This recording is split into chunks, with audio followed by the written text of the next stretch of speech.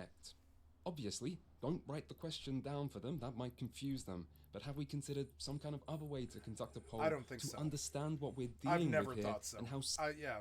something like this goes so unchallenged for so long? I'm sorry, I might be getting a little carried away there, and I don't want to insult anyone either.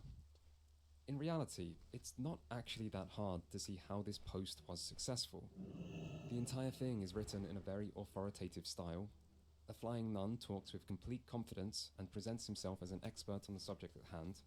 He uses lots of examples to back his points up, and he invokes literary terms like Chekhov's gun, as well as the names of other developers to show off his understanding of the industry and writing.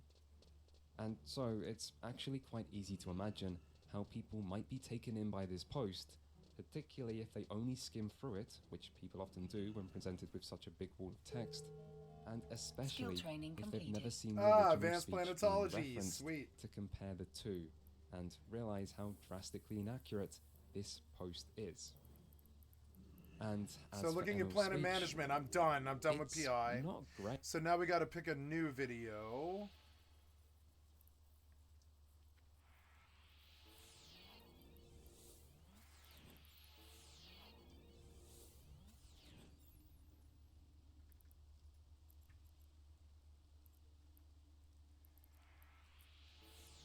Warp drive active. I'm gonna go get Signet. I lost an instant warp over that. I fucking hate the fucking stupid shit. I hate this stupid shit. 12 refills 1.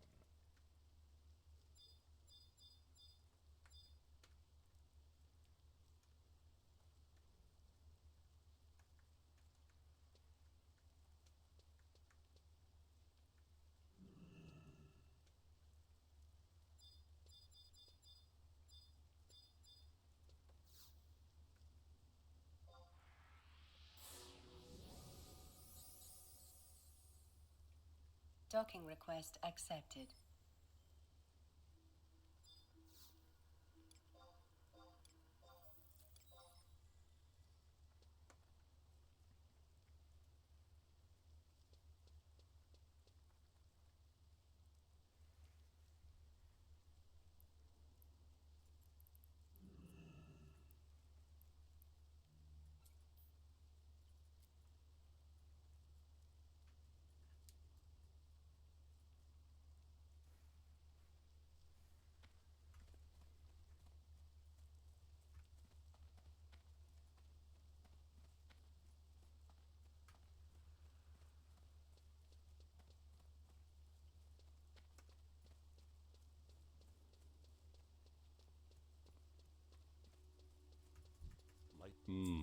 This is from Einar, right?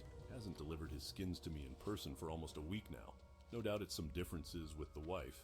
Maybe I'll have my wife go speak with Sita sometime.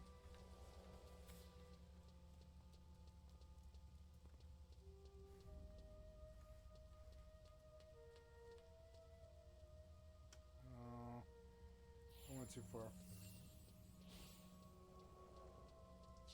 Oh, I need to spend some money on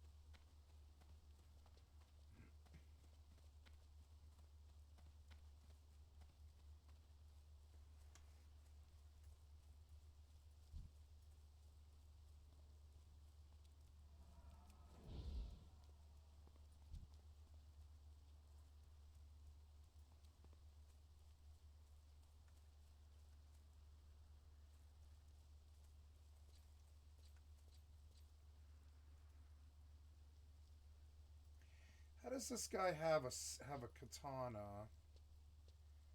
He's a mage.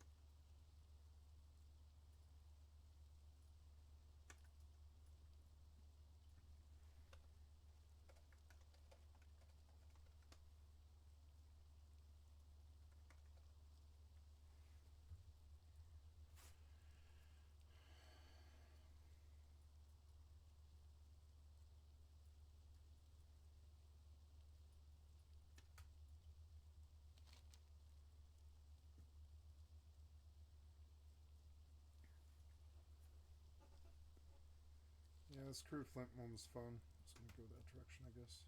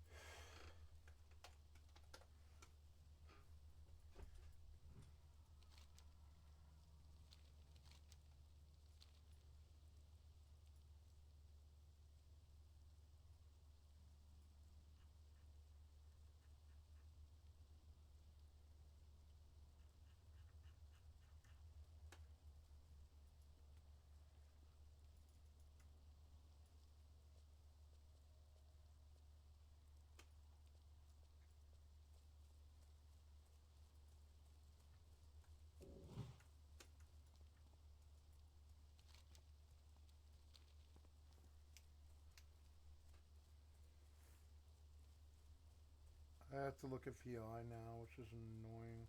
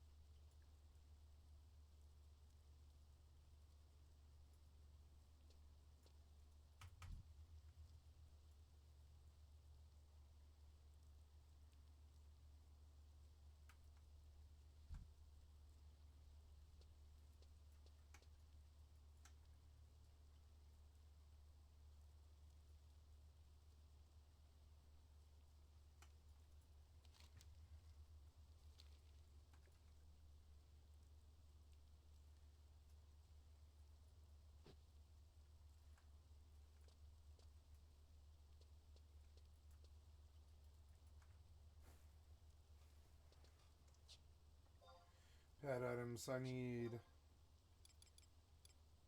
I don't care about these guys, I'm gonna let them go. Delta for 2,800 apiece, that's so expensive.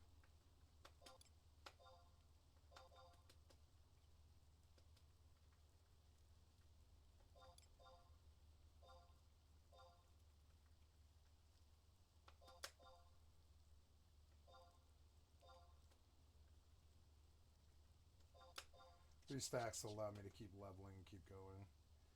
I'll need to drop to like a farming spot somewhere.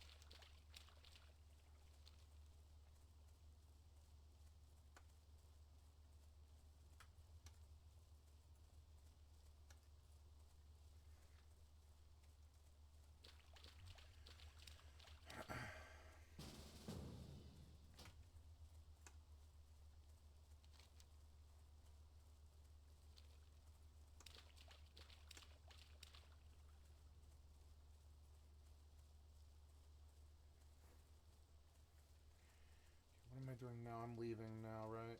Mm-hmm.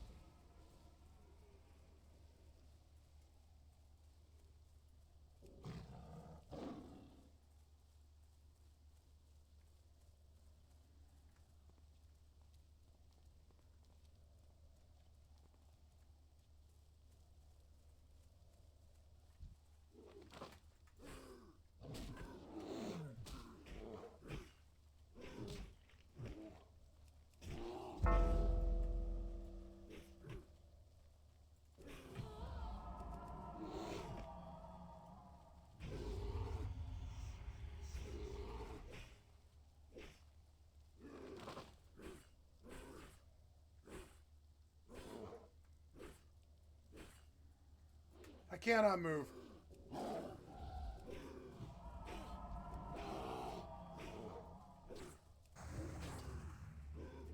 Please.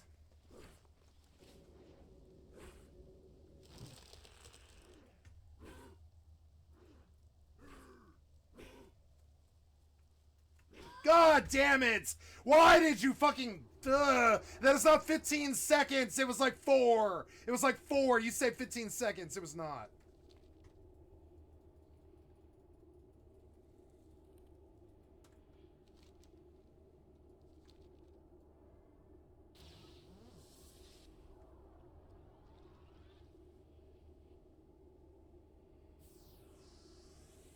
Ah.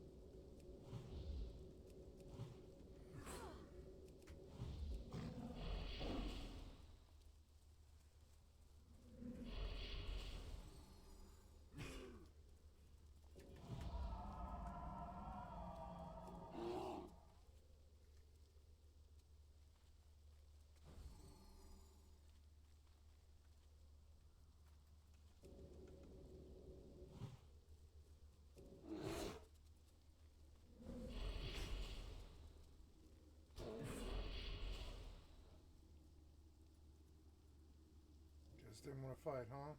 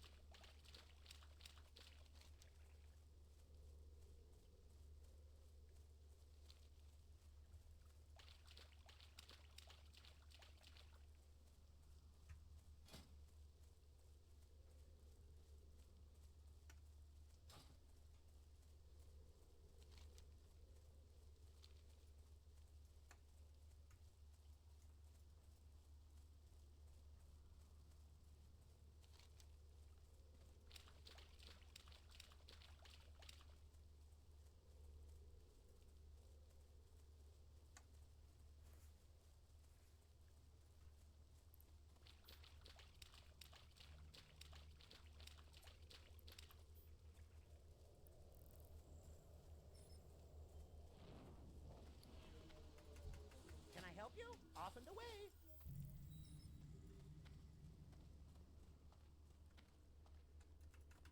Great to meet you. See you soon.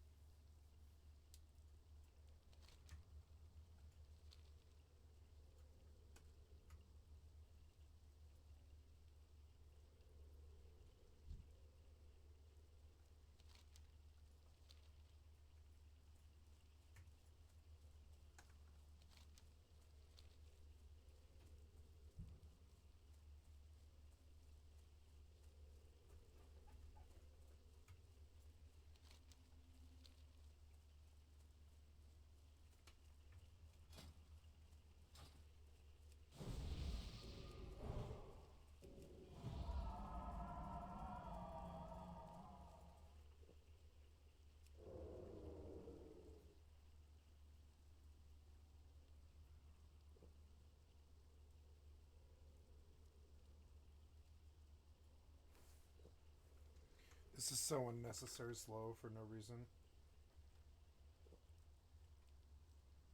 Why can't we do this anymore? Oh, okay.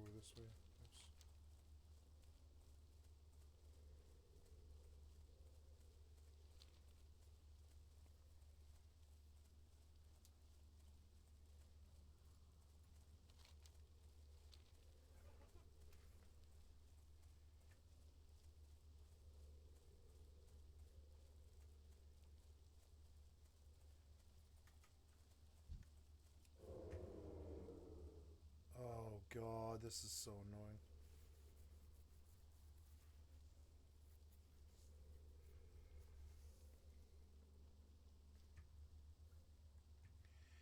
Alright, we're gonna watch a whole slew of fucking videos here.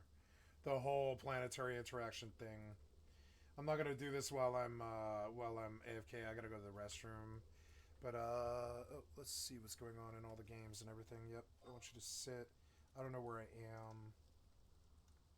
Where am I? Oh, go. Yeah. I want you to go zone before I have issues, not after.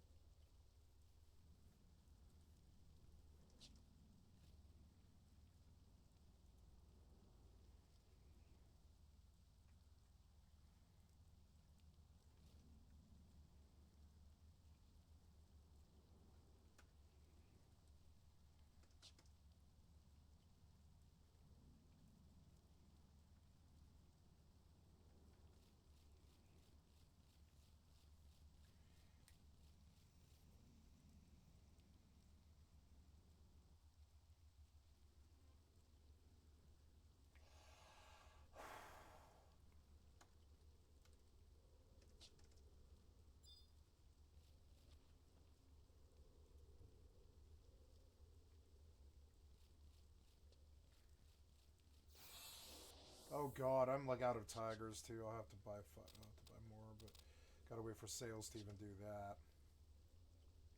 But I'll be able to continue making money from this camp, which is good.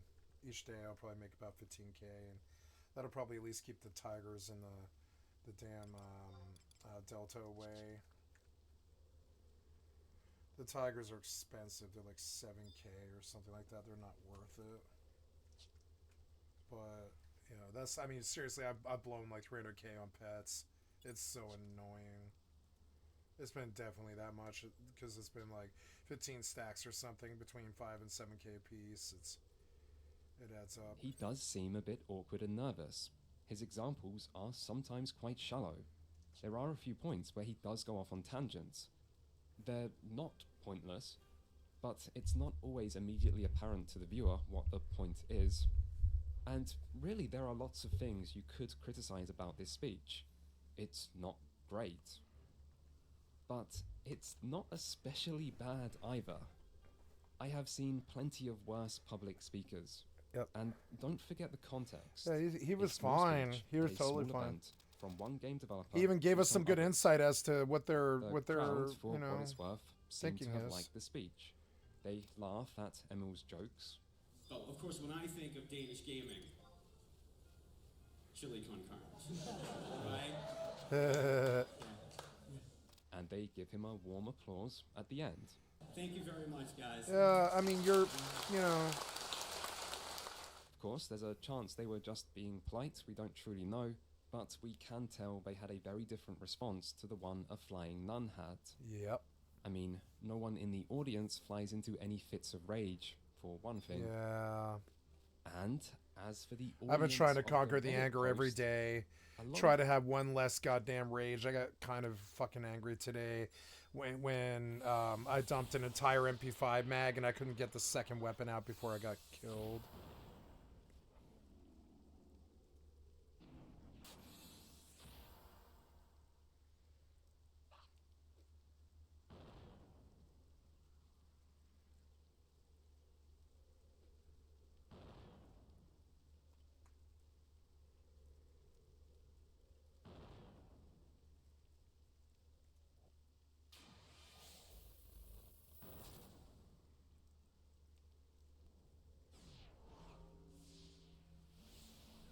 Oh, I got 2 MP5s so I can train one and repair the other if I get a tier 3.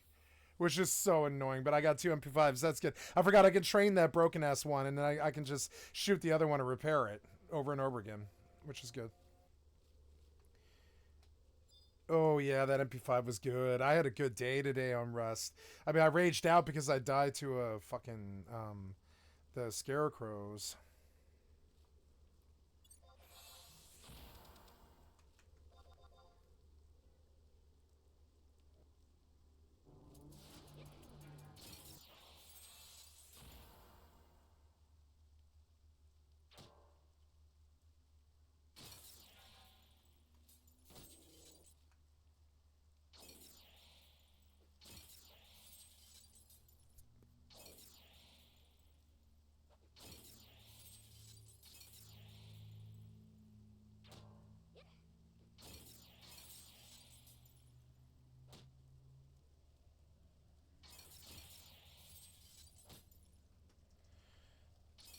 These things hurt.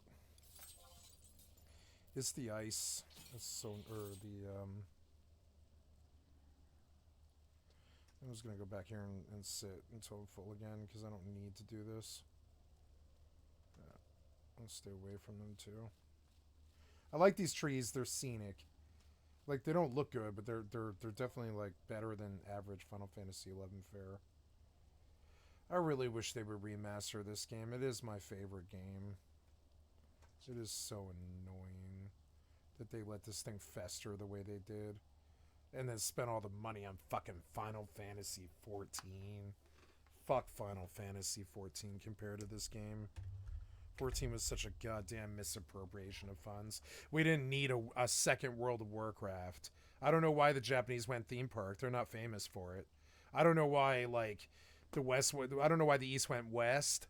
I don't know why they changed the original Final Fantasy XIV, because it was better than the... I would say that weird, bad reception, you know, piece of shit like thing that they released at the beginning of 14 was better than what it is now. I was willing to play that. I'm not willing to play this. I'm not willing to play 14 in this current iteration. It's like WoW, but you know, you can't even like really heal well. You can't even heal like with a mod or anything like that. It's like a bad WoW, you know. I hate to say it, but it is. To me, it's a bad WoW. I mean, they're all bad WoWs, but I mean, like, yeah, 14 in particular was the one that was the like most guilty of that. At least ESO had like endless scrapping and stuff like that, and you know, like PvP. I think ESO had its own identity. I think 14 just bited on WoW's nuts, like on ARR, A Realm Reborn.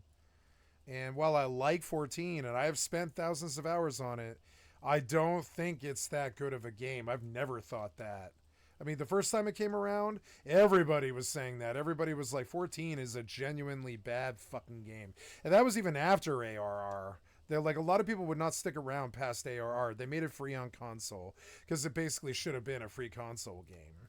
So, like, now, all that money that you spent on 14, you should have kept 11 fucking, like, going and remastered, because 11 is a game that any kid could play for the rest of our fucking lives, like Pokemon. 14 is not. 14 is not like that. 14 is not like that at all. 14 is not a game that...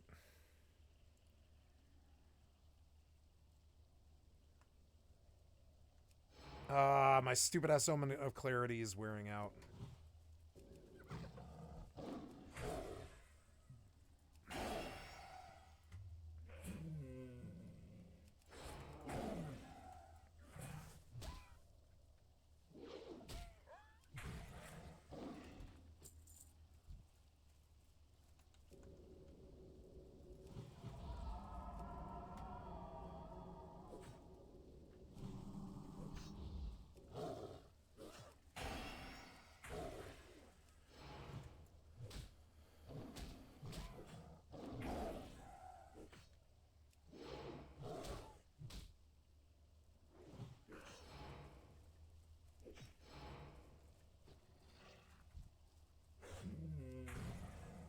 Damn, I crit that been...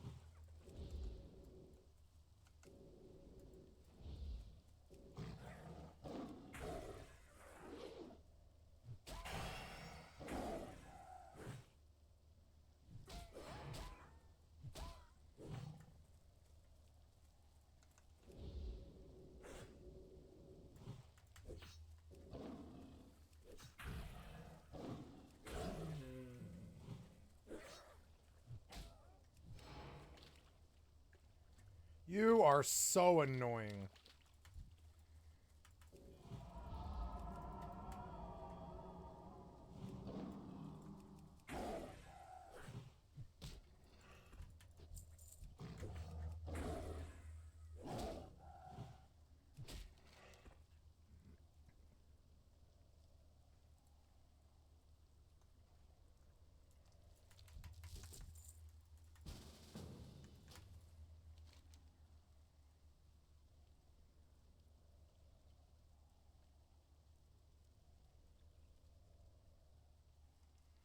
What is Armor's Revenge? Oh, yeah. Alright.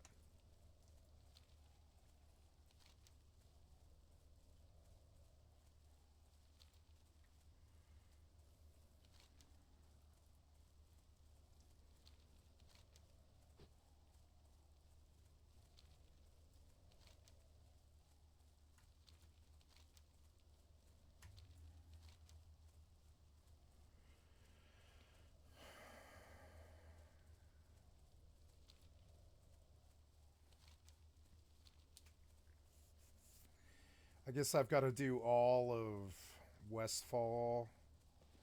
But I mean, it's a lot of gold.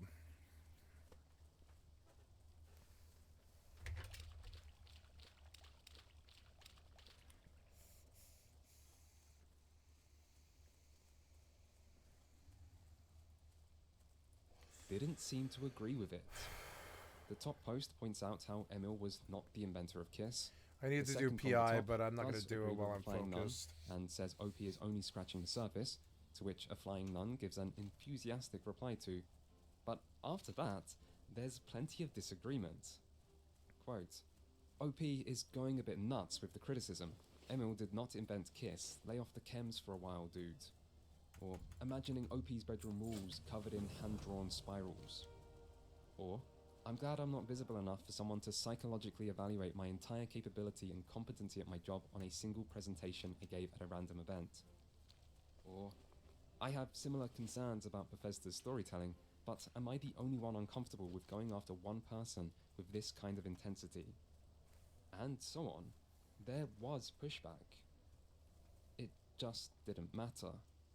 And soon, this post would go beyond Reddit. February 2017, 2 weeks after the Reddit post, YouTuber It's a Gundam posted a video titled, Until Bethesda fires or relocates Emil Pagliarillo, do not expect quality storylines ever again. Huh, that's a strikingly familiar sentence.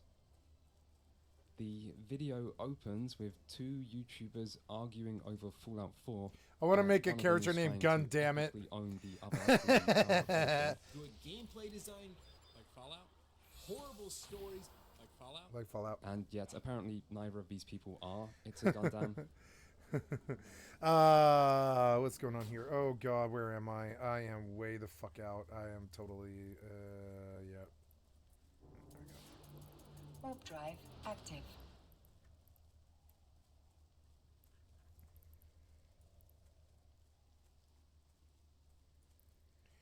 We're in Goon Swarm. Okay. Oh, apparently I'm in Goons now.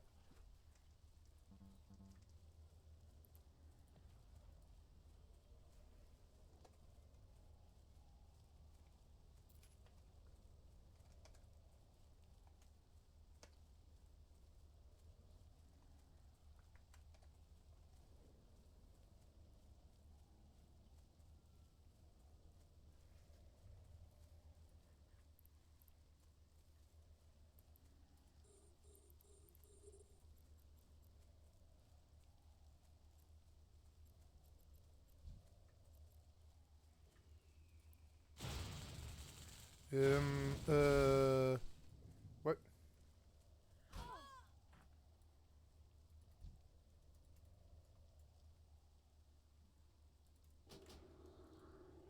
Dumbass.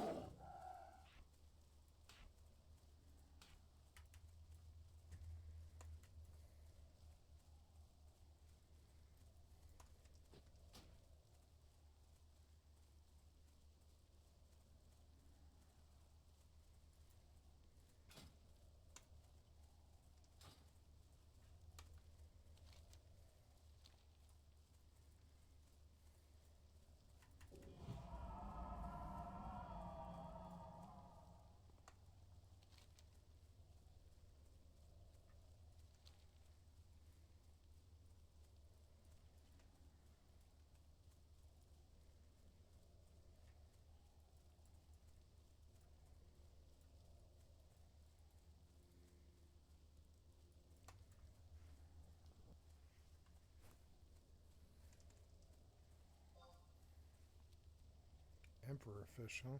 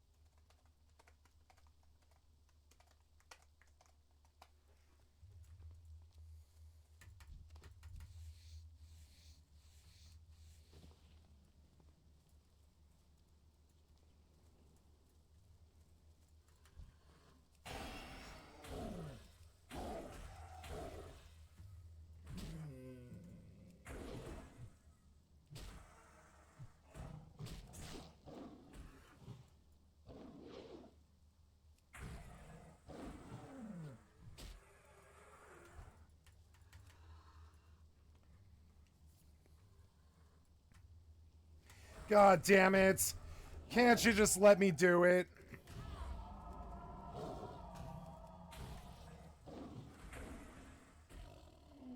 Why am I dying?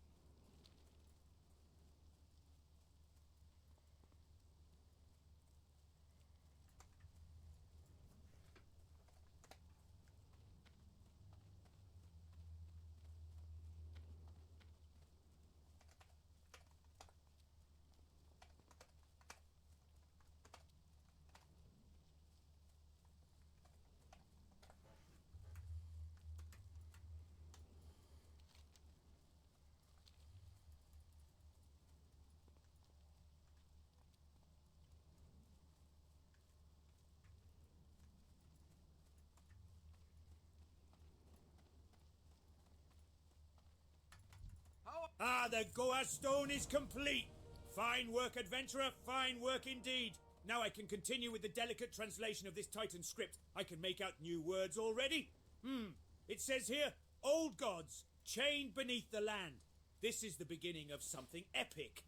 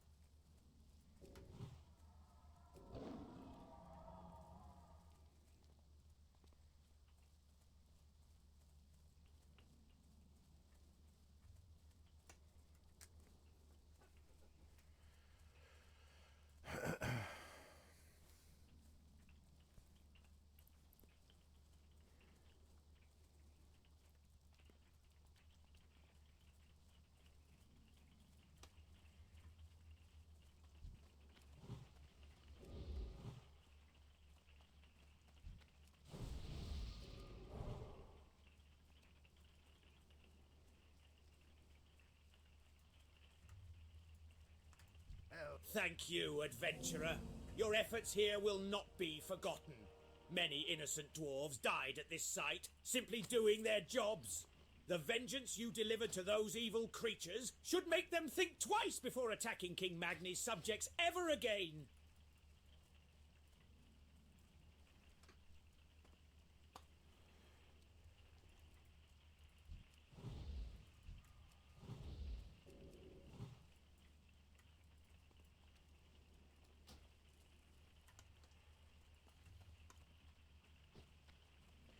$10 gold, not bad.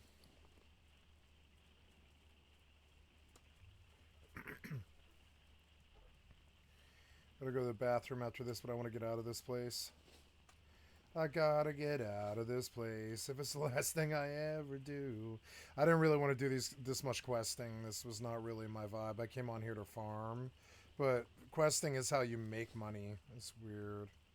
They like changed the way questing works, where they want you to do questing because it pays out the ass, and it does pay out the ass.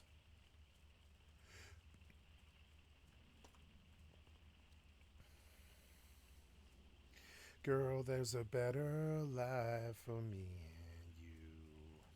Dun, dun, dun, dun, dun, dun, dun, dun.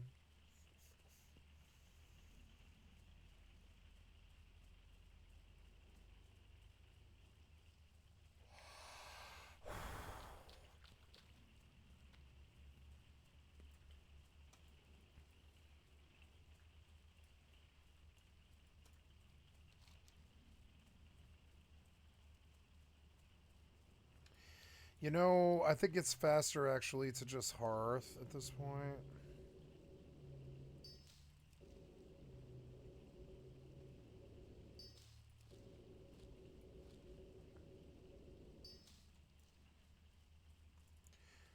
Oh, cool. I got a recipe for curiously tasty omelet. Nice. Sweet.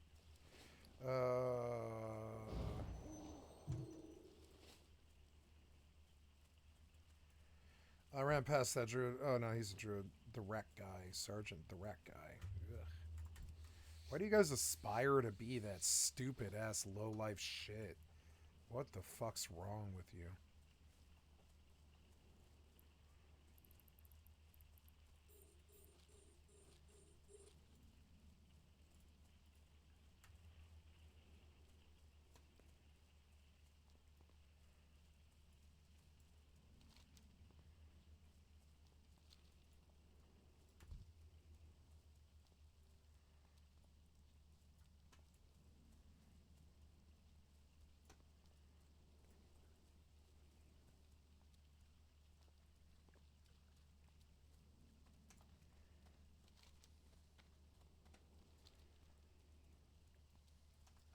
Maybe I can AFK run a lot of this. I can definitely swim the harbor, and it's way, way faster. Yeah.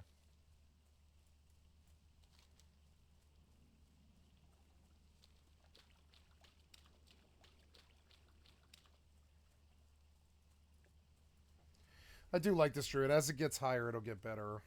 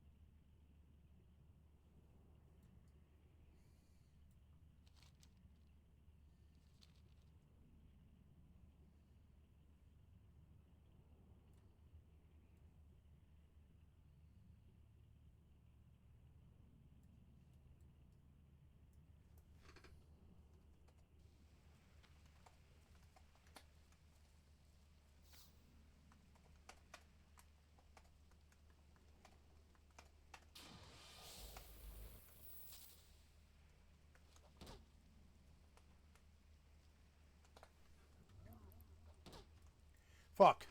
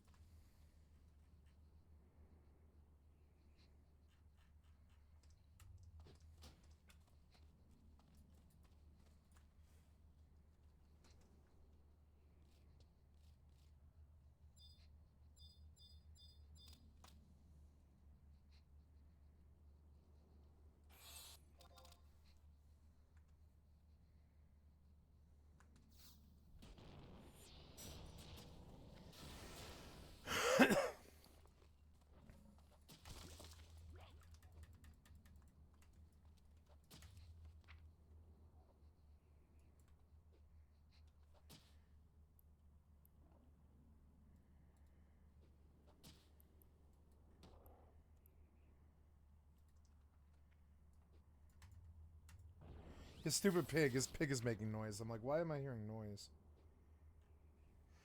Yeah. Oh, I need a vendor. Yeah, I need to turn in is why I came here. I forgot. I have to go all the way to the top of the cave.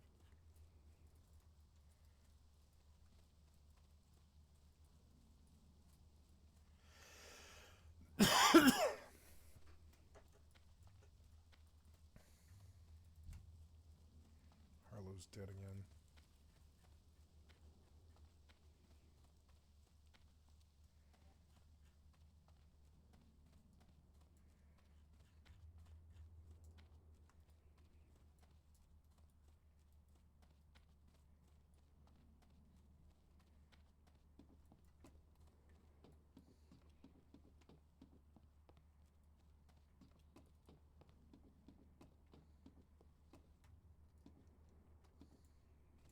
What? Stoutly done, adventurer. You have dealt a telling blow to the Dragonmoor Orc clan. Have They I may now? never recover, and the destruction of those catapults has made Menethil Harbor safe. You are a person of merit, and the Kingdom of Ironforge rewards those who serve it well.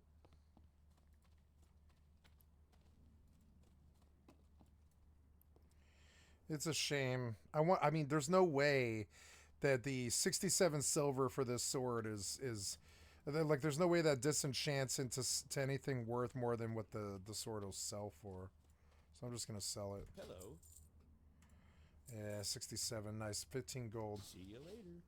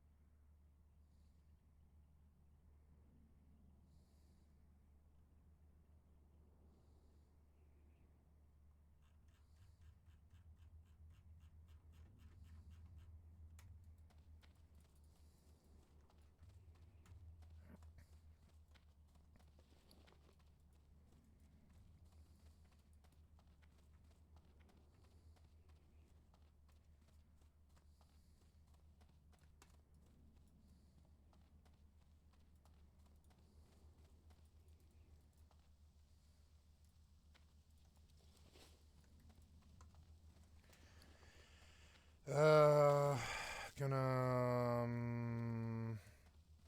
I guess I should go back and. Oh, I don't know. I should loot the mailbox, is what I should do. Oh, I did. I did loot the mailbox. So, what now? I guess I go. This was a good session, but I don't really wish to do more than this. I mean, I could farm and fish now. I don't want to do any more questing. It's taking my fucking attention way too much. So now. Oh, hey, it's dark. It's dark time, so we got to get down there. I don't want to aggro that goblin. Don't aggro him.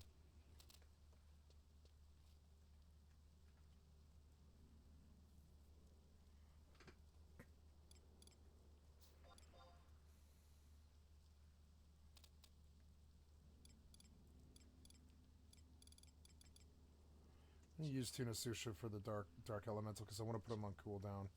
Please tell me he's here and no one's farming this. Oh my god, someone actually is like farming this guy. Are you serious? Come on, somebody killed him already? Oh my god, somebody is killing him. Because it is good money. It's like good money. I need to be down here where I can get to him all easy. God damn it.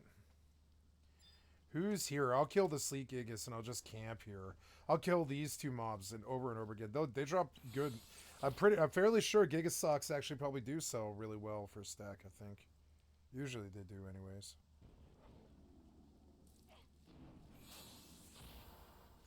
FFXI had such a good crafting system like EvE.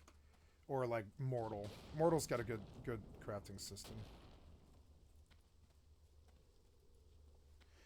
I need to learn how to PI now, and I really don't want to. It's so annoying. I gotta go to the bathroom back, guys. I'm terribly sorry. I'll be right back. I'll just make sure that the... The ice elementals are back because because Shadow went down. I need to start monitoring the elemental weather a lot better. What's that sound? It was him walking a horse. Made me paranoid. Like I'm playing Rust or something like that.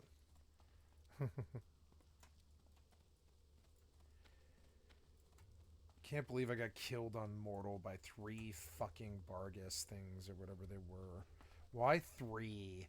That ensures that you can't live, pretty much. Even like a gear player. Why would you fucking do that kind of pop aggro and Link on purpose? I mean, what's the reasoning there?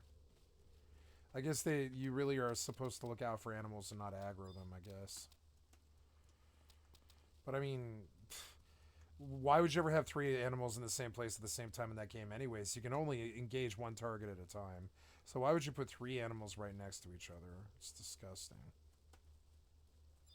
It's the mark of a bad developer.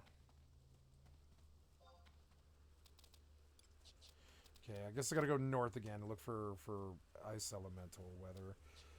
Wow, the glacier changes weather all the time.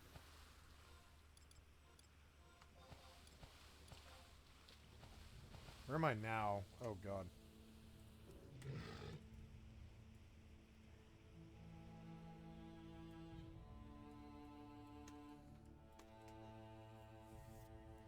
Ooh, oily blackmouth.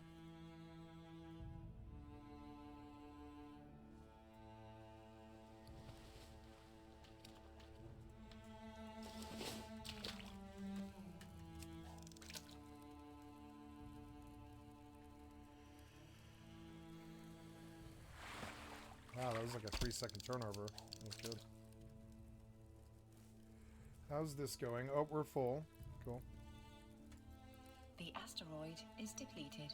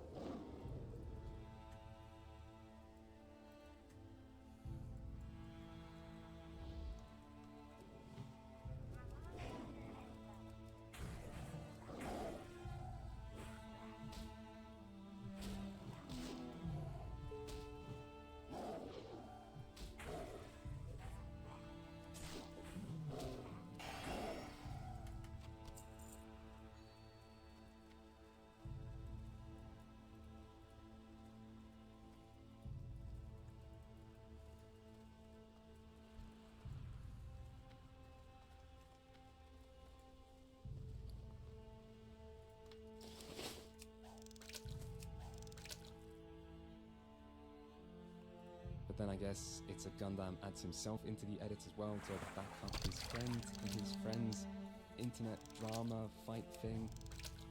I don't know who any of these people are. Bethesda games and their consequences have been a disaster for the human race. And you know what, at this point I'm too far down one rabbit hole to be interested in any others, so I'm just going to admit I don't know what this drama is. And I think it probably doesn't matter, so let's ignore it. Skipping forward 3 minutes, It's a Gundam finally introduces the video, saying, "This video is for those who have waited a long period to speak upon a Reddit post which was damning of Fallout, or Bethesda I should say, in general. I shall now do my best to represent this post in a fitting manner worthy of such work. But a Flying Nun wants to bring your attention to this video and breaks down just how bad it is and how it speaks volumes about how unqualified Elm is. If you've seen this video, great. If you haven't, then the author is about to break it down for you in many ways. The first problem... From here, It's a Gundam simply reads out the entire Reddit post word for word. This is strange, because it means It's a Gundam must have read this entire Reddit post. I mean, we have proof he reads it, that's what the video is. Which means he must have read lines like... Of all emotions and feelings, I I dare say Himmel somehow found the most infantile. Like really, I'm asking seriously, can someone think of a less interesting human emotion feeling than suspicion? Even lust spawns dozens of trashy romance novels. Chris Avallone, for example, often writes about things he hates, or things that depress him. I'm sure he's probably had a lot of sorrowful nights, and that makes me want to hug Avallone. Stabbing people. I worked on Thief 2. Holy fucking shit, Himmel. How on earth is stabbing people any different from washing dishes? Stabbing people could have emotion and thought put into it, but we all know through experience with his writing that he didn't. Yep, there he goes. You can't say he hasn't read it. And Okay, yet- sorry guys, got a bio. I'll be right back.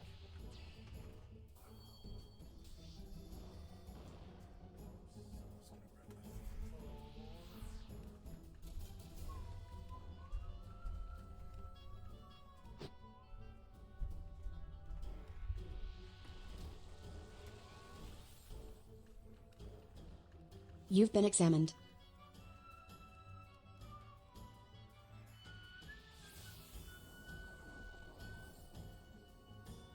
Incoming emote.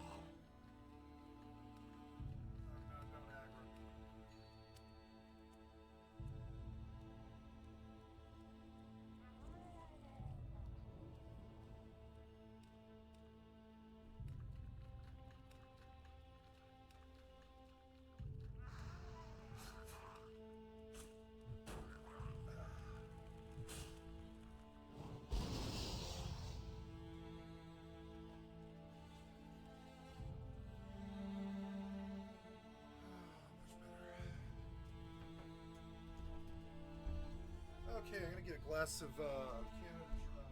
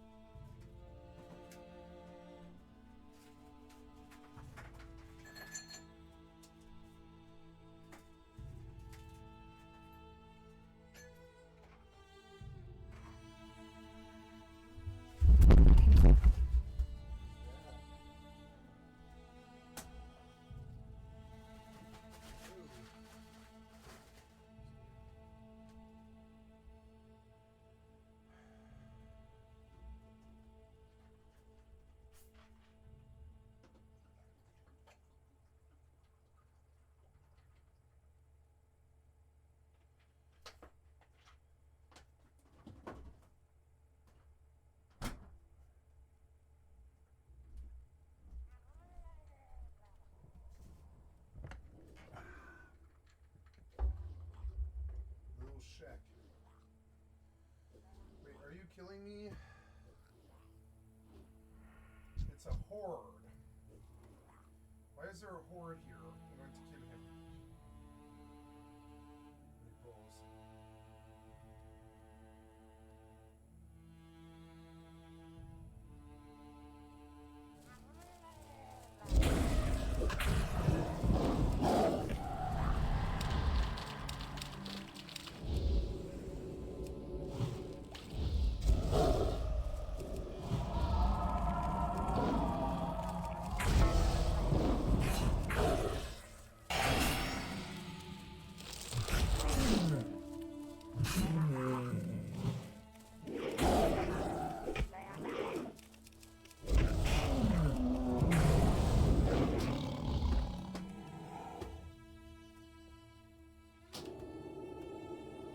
Don't know why the mob aggroed me in stealth while he was standing there. But okay, thanks, Blizzard. I fought the Blizzard and I lost. It had nothing to do with that guy. Don't know why his mob was on me. But okay.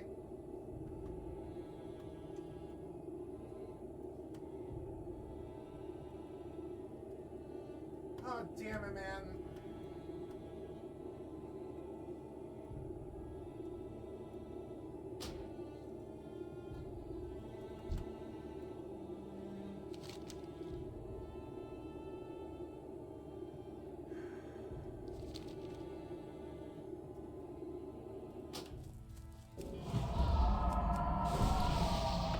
I had a fucking fishing pole on, so I lost.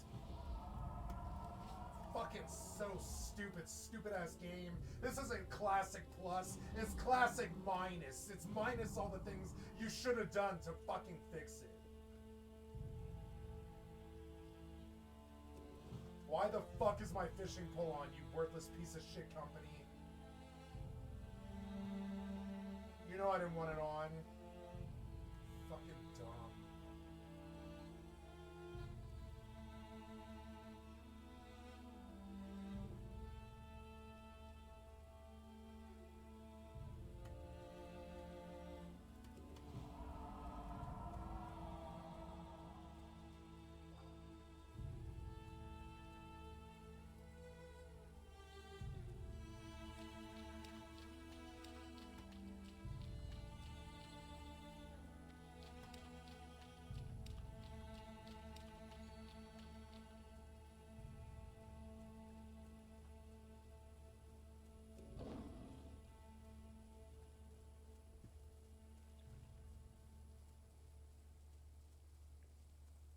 And sure enough, when I get there and fight him, it's two people. It's always a 2v1.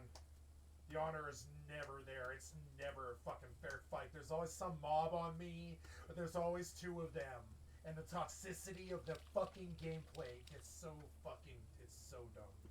Now, watch me get fucking revenge.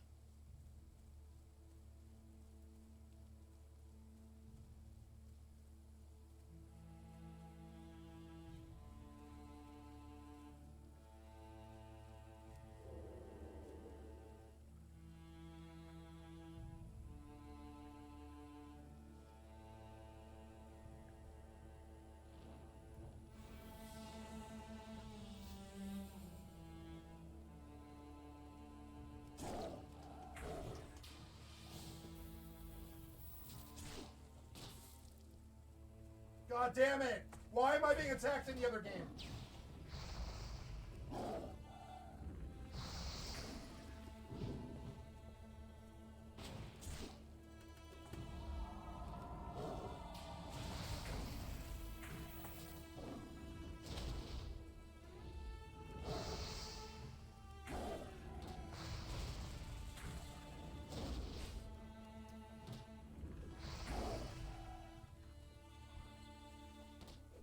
Maybe shoot the other guy.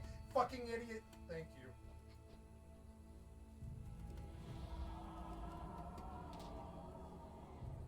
Why are you on me still? You killed my fucking cat, you fucking asshole.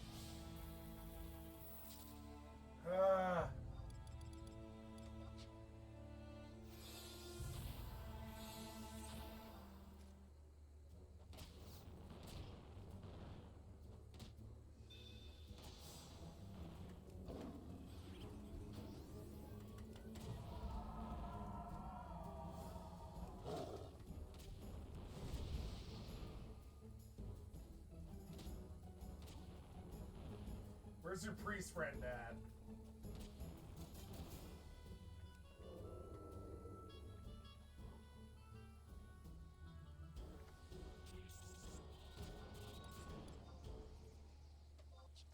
I wanted the priest. God damn it. I don't know how I got his mob when I was stealth, but okay. So dumb.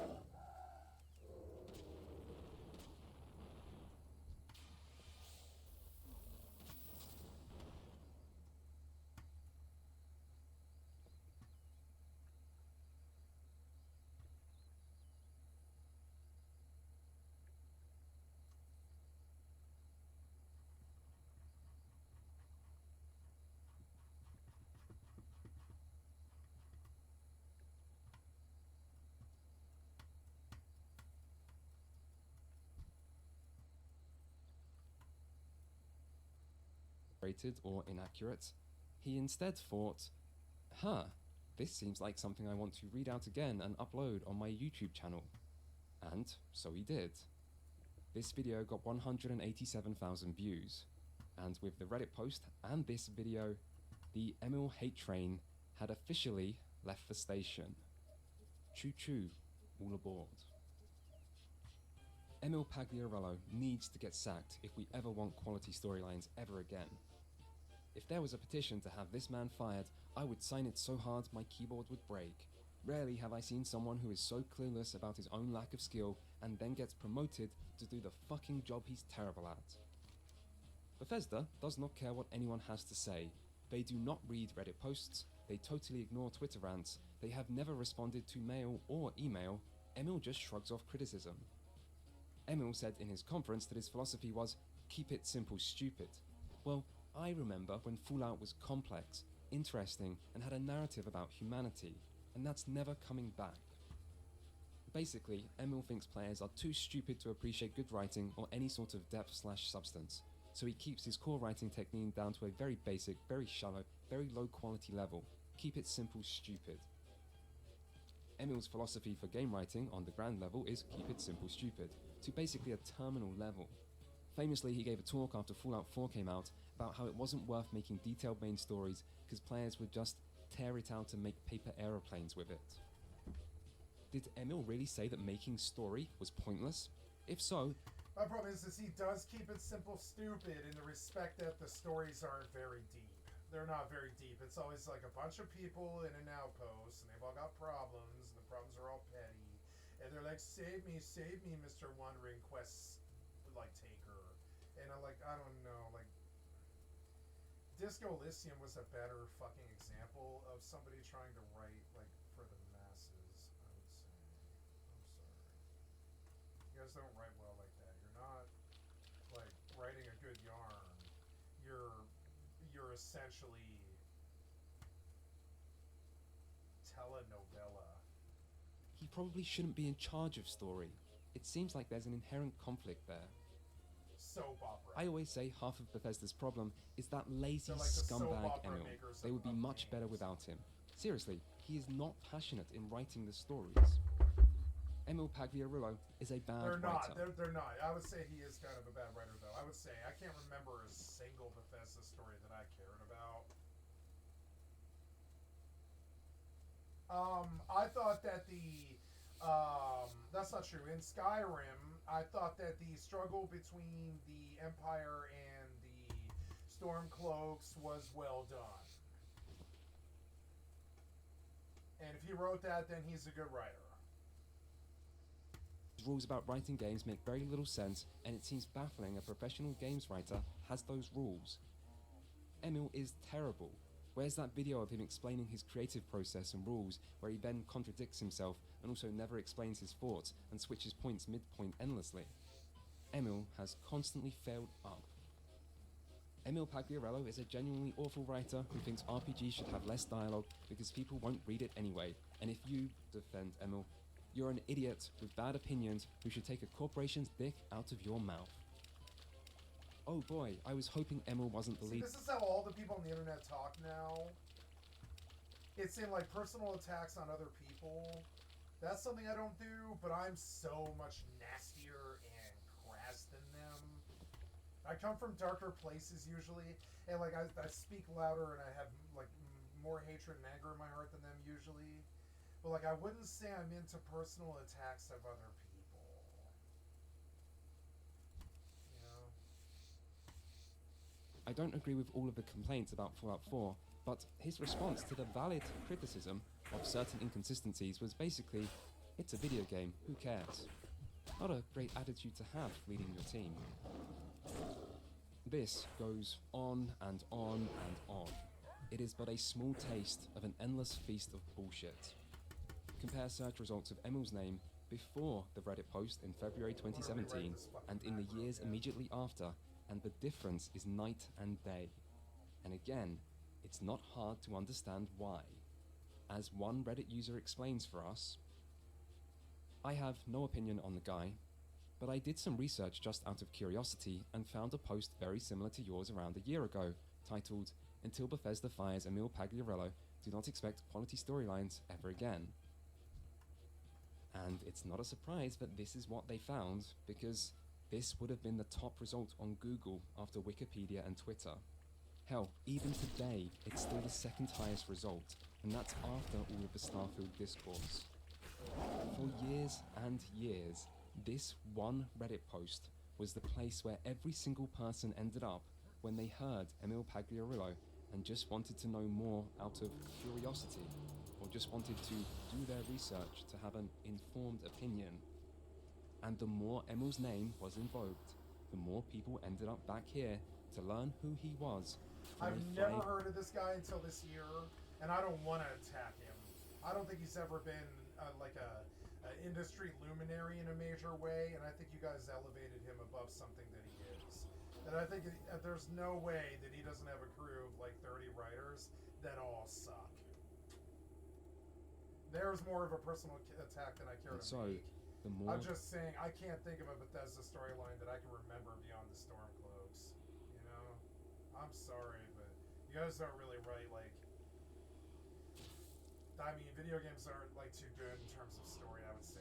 Anyways, most of the time you're doing combat.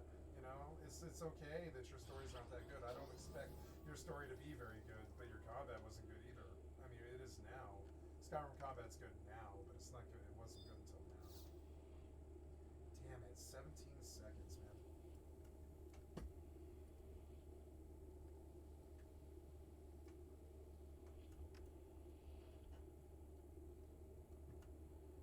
I don't know why suddenly my damage just stops and theirs doesn't, and they do my entire bar without even trying. And I dump like 16 abilities into them, and they just look at me and they like right click and I'm dead. And I'm like, what? This is one of the reasons why I quit Blizzard a long time ago in like 2015. I have to keep reminding myself, like, god damn it, man. Balance and Blizzard are basically oil and water. Balance is something they haven't had for 16 years.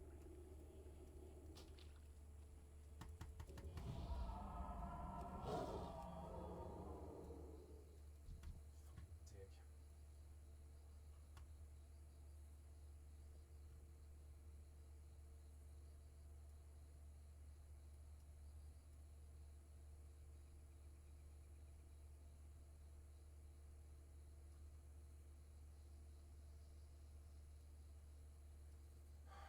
Gotta get all these buffs up, and I don't want him to see me.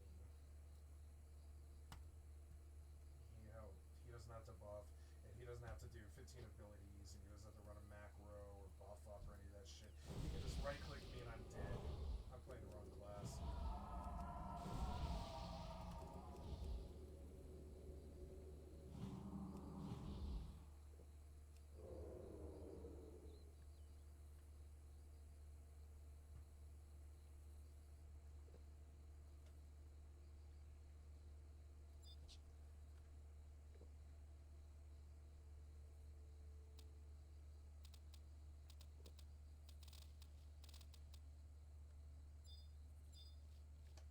I've got to learn about PI, but I don't want to do it tonight.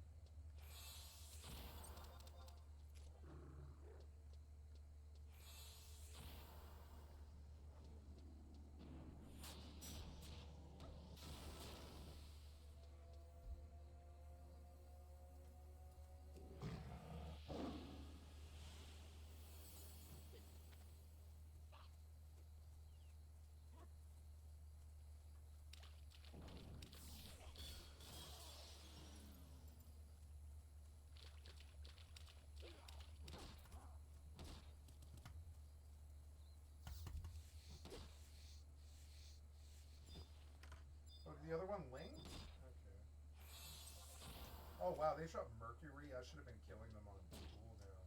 This is money too.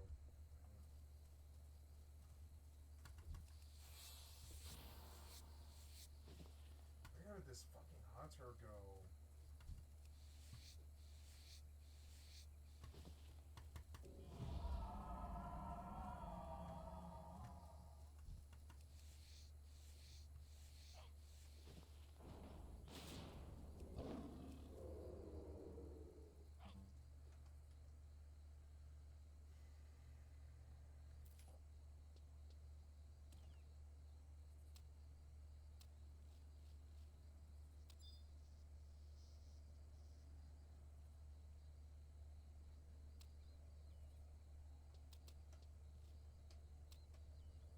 guy's like farming at least like only.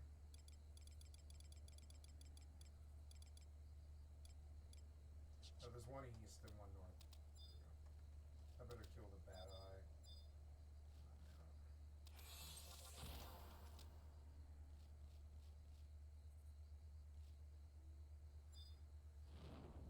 Sooner or later I'm gonna lose a ship if I just sit here like this all the time. On full again. That's okay.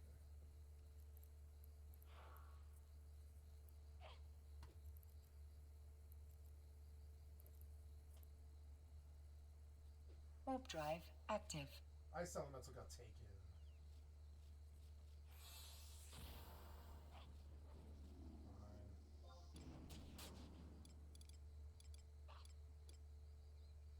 And he killed the other one already.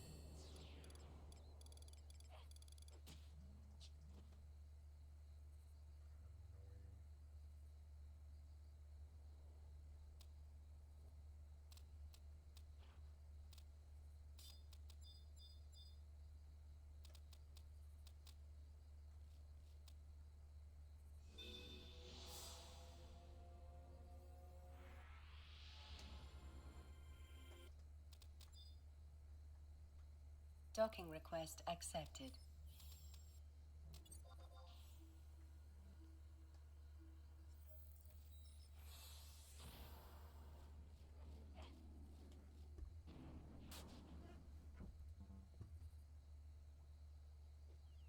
Frame rate's better.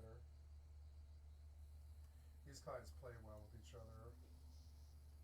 But I don't find this driving need to be on WoW all the time.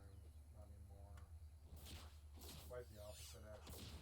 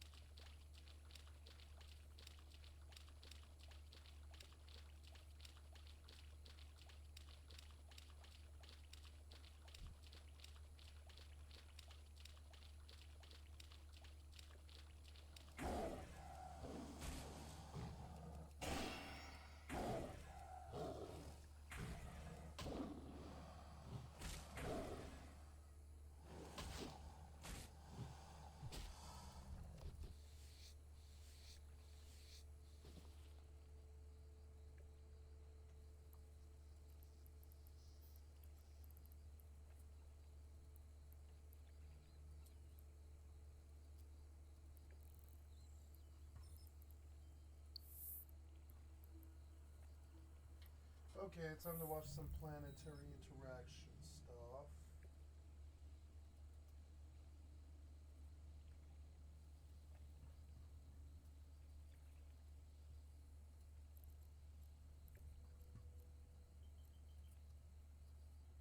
Welcome to the Planetary Drive Interaction active. tutorial. In this video, we will manufacture biofuels using raw materials extracted from a temperate planet. In order to do so, we will need to learn how to create a colony, manage the supply chain, and move our produced commodities from the planet. The function of a planetary colony is to supply resources that are valuable to the pilots of New Eden. Multiple colonies can be established to produce increasingly advanced and more profitable goods. Before you begin colonizing a planet, you will need to have a command center in your ship's cargo hold. Command centers can be purchased from the market in most regions. You'll also need some ISK to pay for construction and planetary customs tax. You will also need to train the remote sensing skill in order to scan for a suitable location on a planet. This skill can be purchased from the market in most regions and is also available as a mission reward during the tutorial process. Now that we have a temperate command center in our cargo hold, we need to find a suitable temperate planet to colonize. Command centers are specific to different planetary environments. Now that we have a temperate command center in our cargo hold, we need to find a suitable temperate planet to colonize. Command centers are specific to different planetary environments.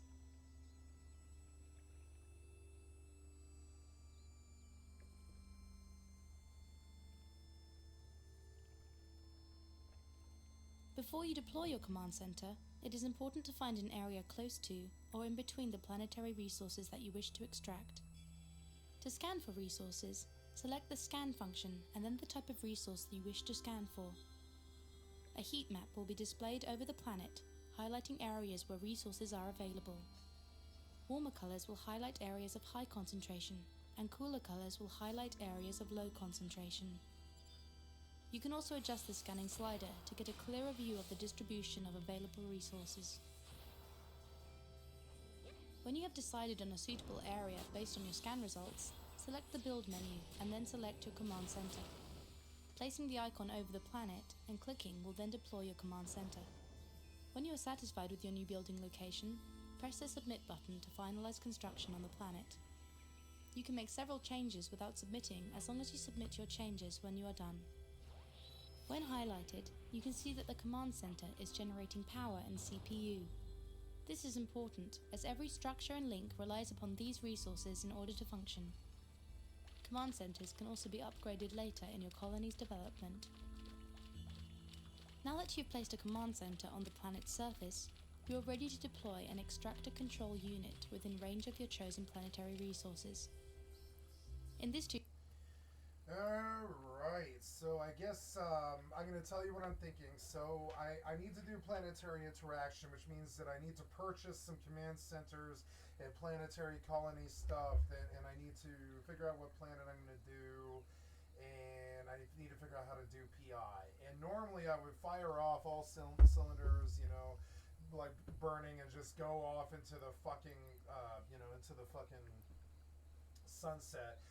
And start this right now, but without the fundamental understanding of what it is I'm gonna do or what it is I'm gonna buy. I don't need to go to a MAR just yet because I don't need to buy all this stuff yet because I don't know what it is. But normally I would like pack up and go to a MAR right now and start watching these videos and follow them step by step and try to understand. You know, I've done PI once before, but I don't remember well enough to I really don't feel like I have any knowledge in this. I've done it before, but I don't feel like I've had any.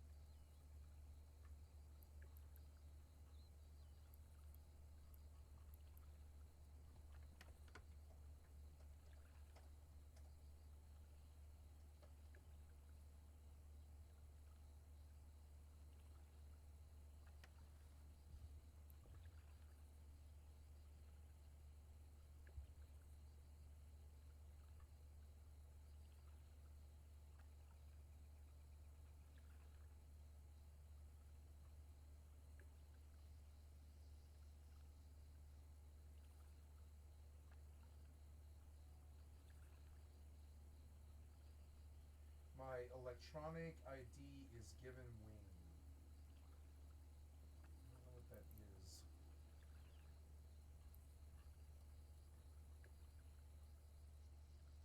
Sounds like poetry.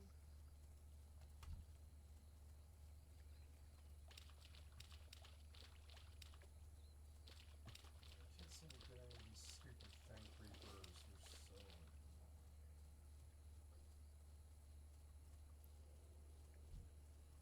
Oh.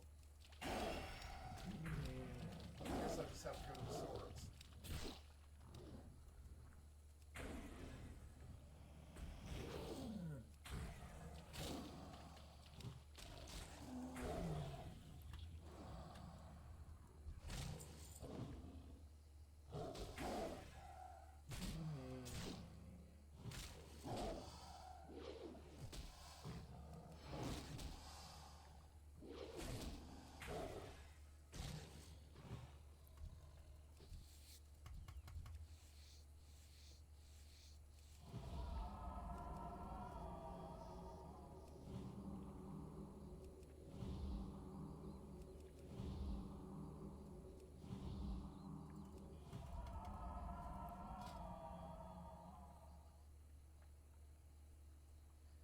Savage War was better than Skull Bash. I don't need Skull Bash.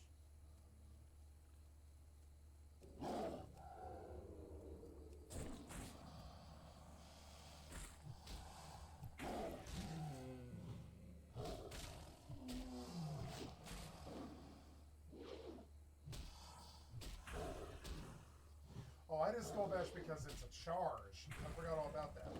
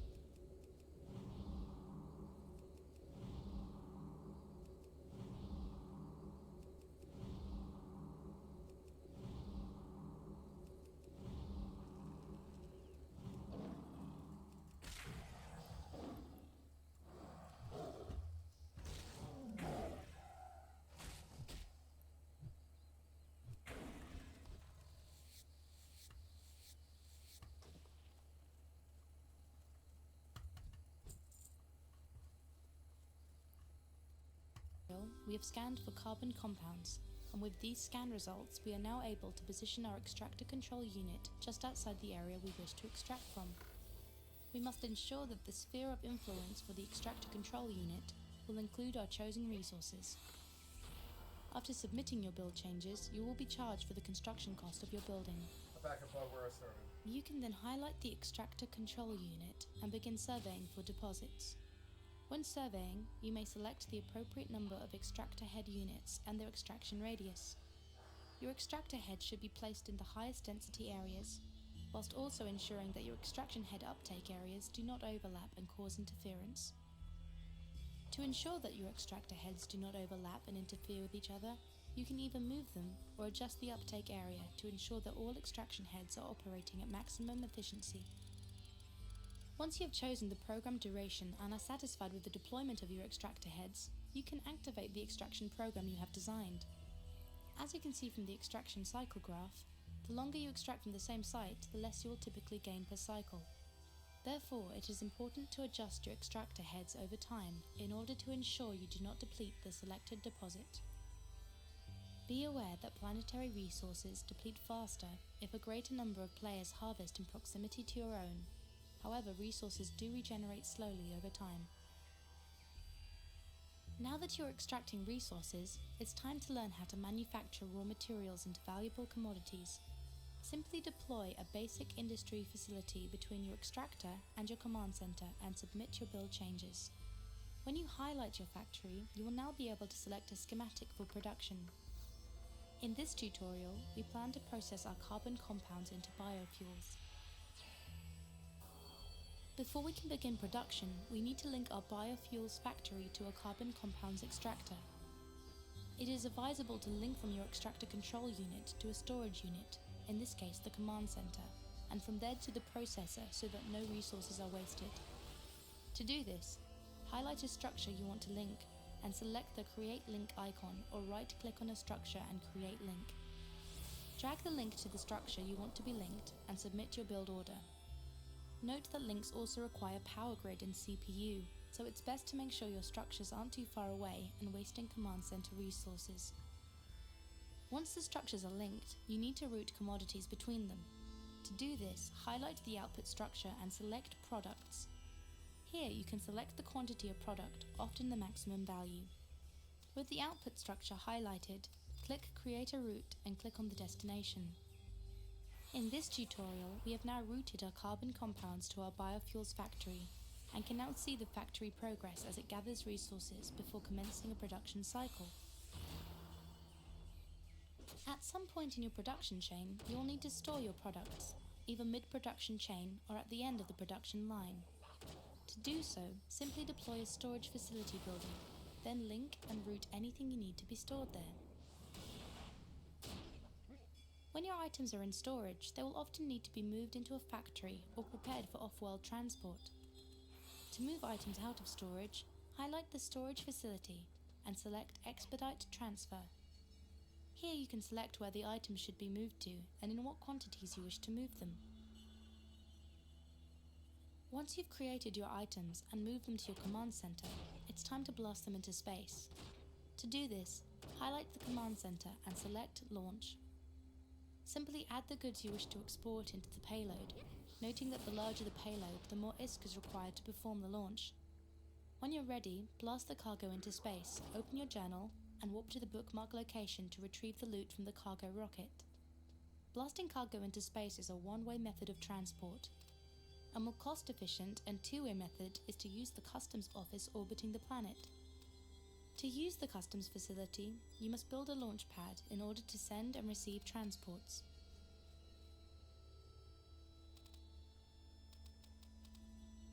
You can also monitor your planet colonies remotely, using the Science and Industry tab when you have trained the appropriate skill levels, depending on your distance from the planets. So concludes this tutorial on planetary interaction.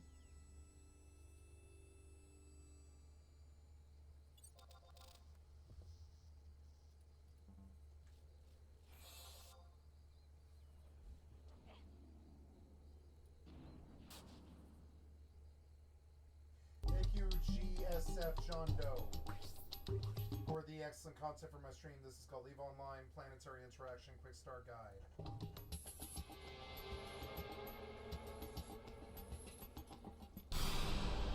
EvE University.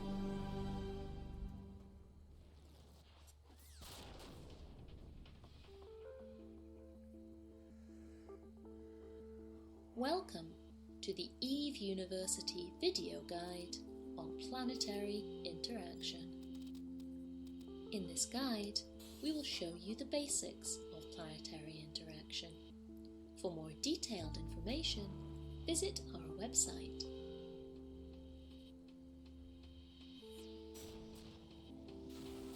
First, you will choose a planet to work on. Select a planet and go into planet mode.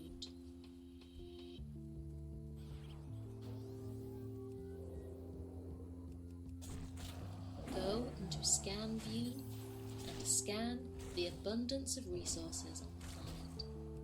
You will need the skill Remote Sensing to do this. You can change the visibility of the resource abundance map by sliding the Resource Visibility slider. This will help you identify areas on the planet with the most resources.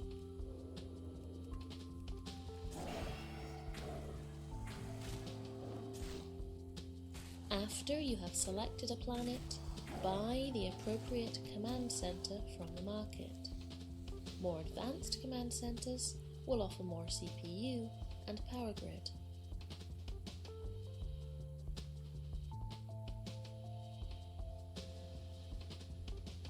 With the command center in your cargo hold, undock and go into planet mode. In the build view, select your command center. Place it on the planet and click the submit button.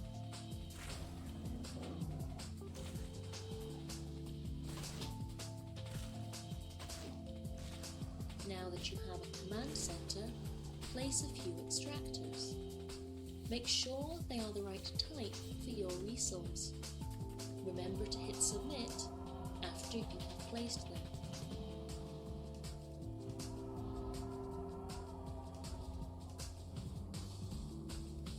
Survey for a deposit with each extractor. This will cause them to start gathering resources.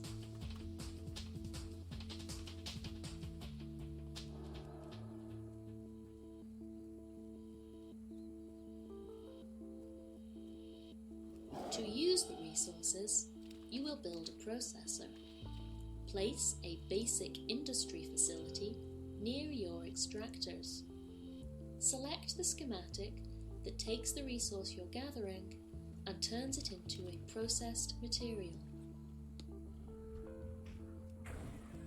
To transport the resources to your processor, you will need to set up links and routes. To create a link, select Create Link from the Build menu, select the facility you want to link from, and connect it with the facility you want to link to. Link the extractors to the processor and the processor to the command center. To set up a route that transports the resources over a link, select an extractor and open its products overview. Select the product you wish to route and click Create Route. Now, select the facility you want to route it to, the processor. After routing your extractors to your processor, route the product from your processor to your command center. Keep in mind, you can only create routes between facilities that are linked. After your processor has received enough resources to process, it will create its product and send it to your command center. From there, you can launch it into space and retrieve your items.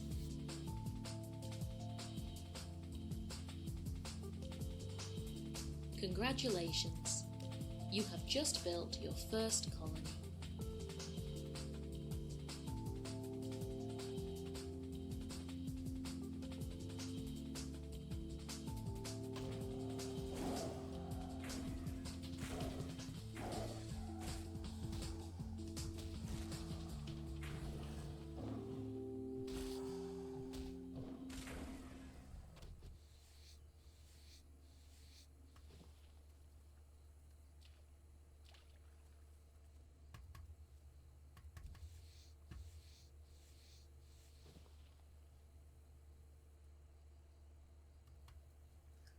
Thank you, Business Insider, from the excellent content from a stream. I'd like to sub to your channel.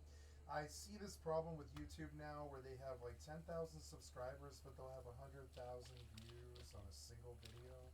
And if all those subs, if all those views had just subbed, like they had just made 2 clicks instead of 1. But getting humans to do anything now is really hard. It's got to be like sex, drugs, or music. If it's not one of those 3 things, like, or pleasure of some sort, you can't get humans to do anything. Like, it's weird that this guy like has 153,000 views on this video, but only 10,000 subs on the channel. It's weird.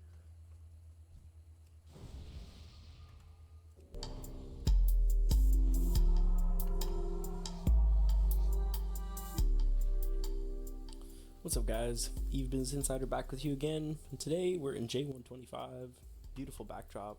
This is one of my favorite systems to be in of all of EvE. It's a class 2 static high-sec wormhole. If you know anything about wormholes, then you probably realize right away this is a great wormhole for planetary interaction and not too much else.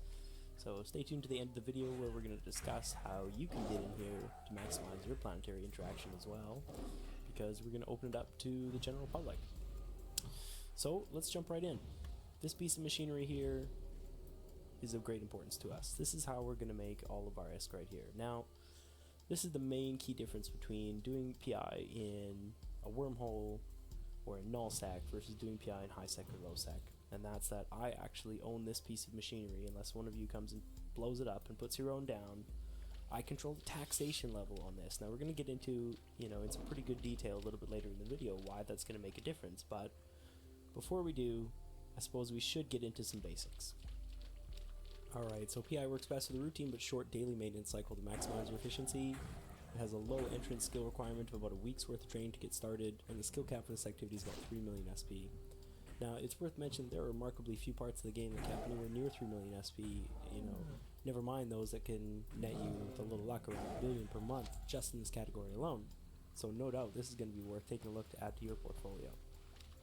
Skills you're going to need to get started are in order of importance as follows. Number 1, most important, is command center upgrades, and this skill is going to control exactly how much infrastructure we can build per planet. Number 2, most important, is interplanetary consolidation, which is going to allow us to open up more and more planets simultaneously, up to a limit of 6. And then third most important is planetology, which is going to give us more accurate resource scans when we go to actually deploy, and that's going to become increasingly important as the situation develops. So there's secondary skills for a couple of these. Planetology has a secondary skill that further improves those resource scans, and there's a couple other skills as well that deal with range and your ability to micromanage. So it's worth taking a look at those, but for the most part we're going to focus on these key 3 skills. So what you want to do is have these to a level of 4 or greater before you really are going to start to see any serious profit, especially in high sec or low sec for those reasons that we got into. Alright, so if you've never looked into PI before and this is your very first tutorial, then I'm going to break it down for you right now. Here's the basics. Number 1, we have 8 different types of planets. Number 2, we have 15 different base materials spread amongst those planets in varying configurations. Number 3, those planets each have 5 materials on them, so if you're really good at math, you can figure out some planets are going to share materials and some probably won't.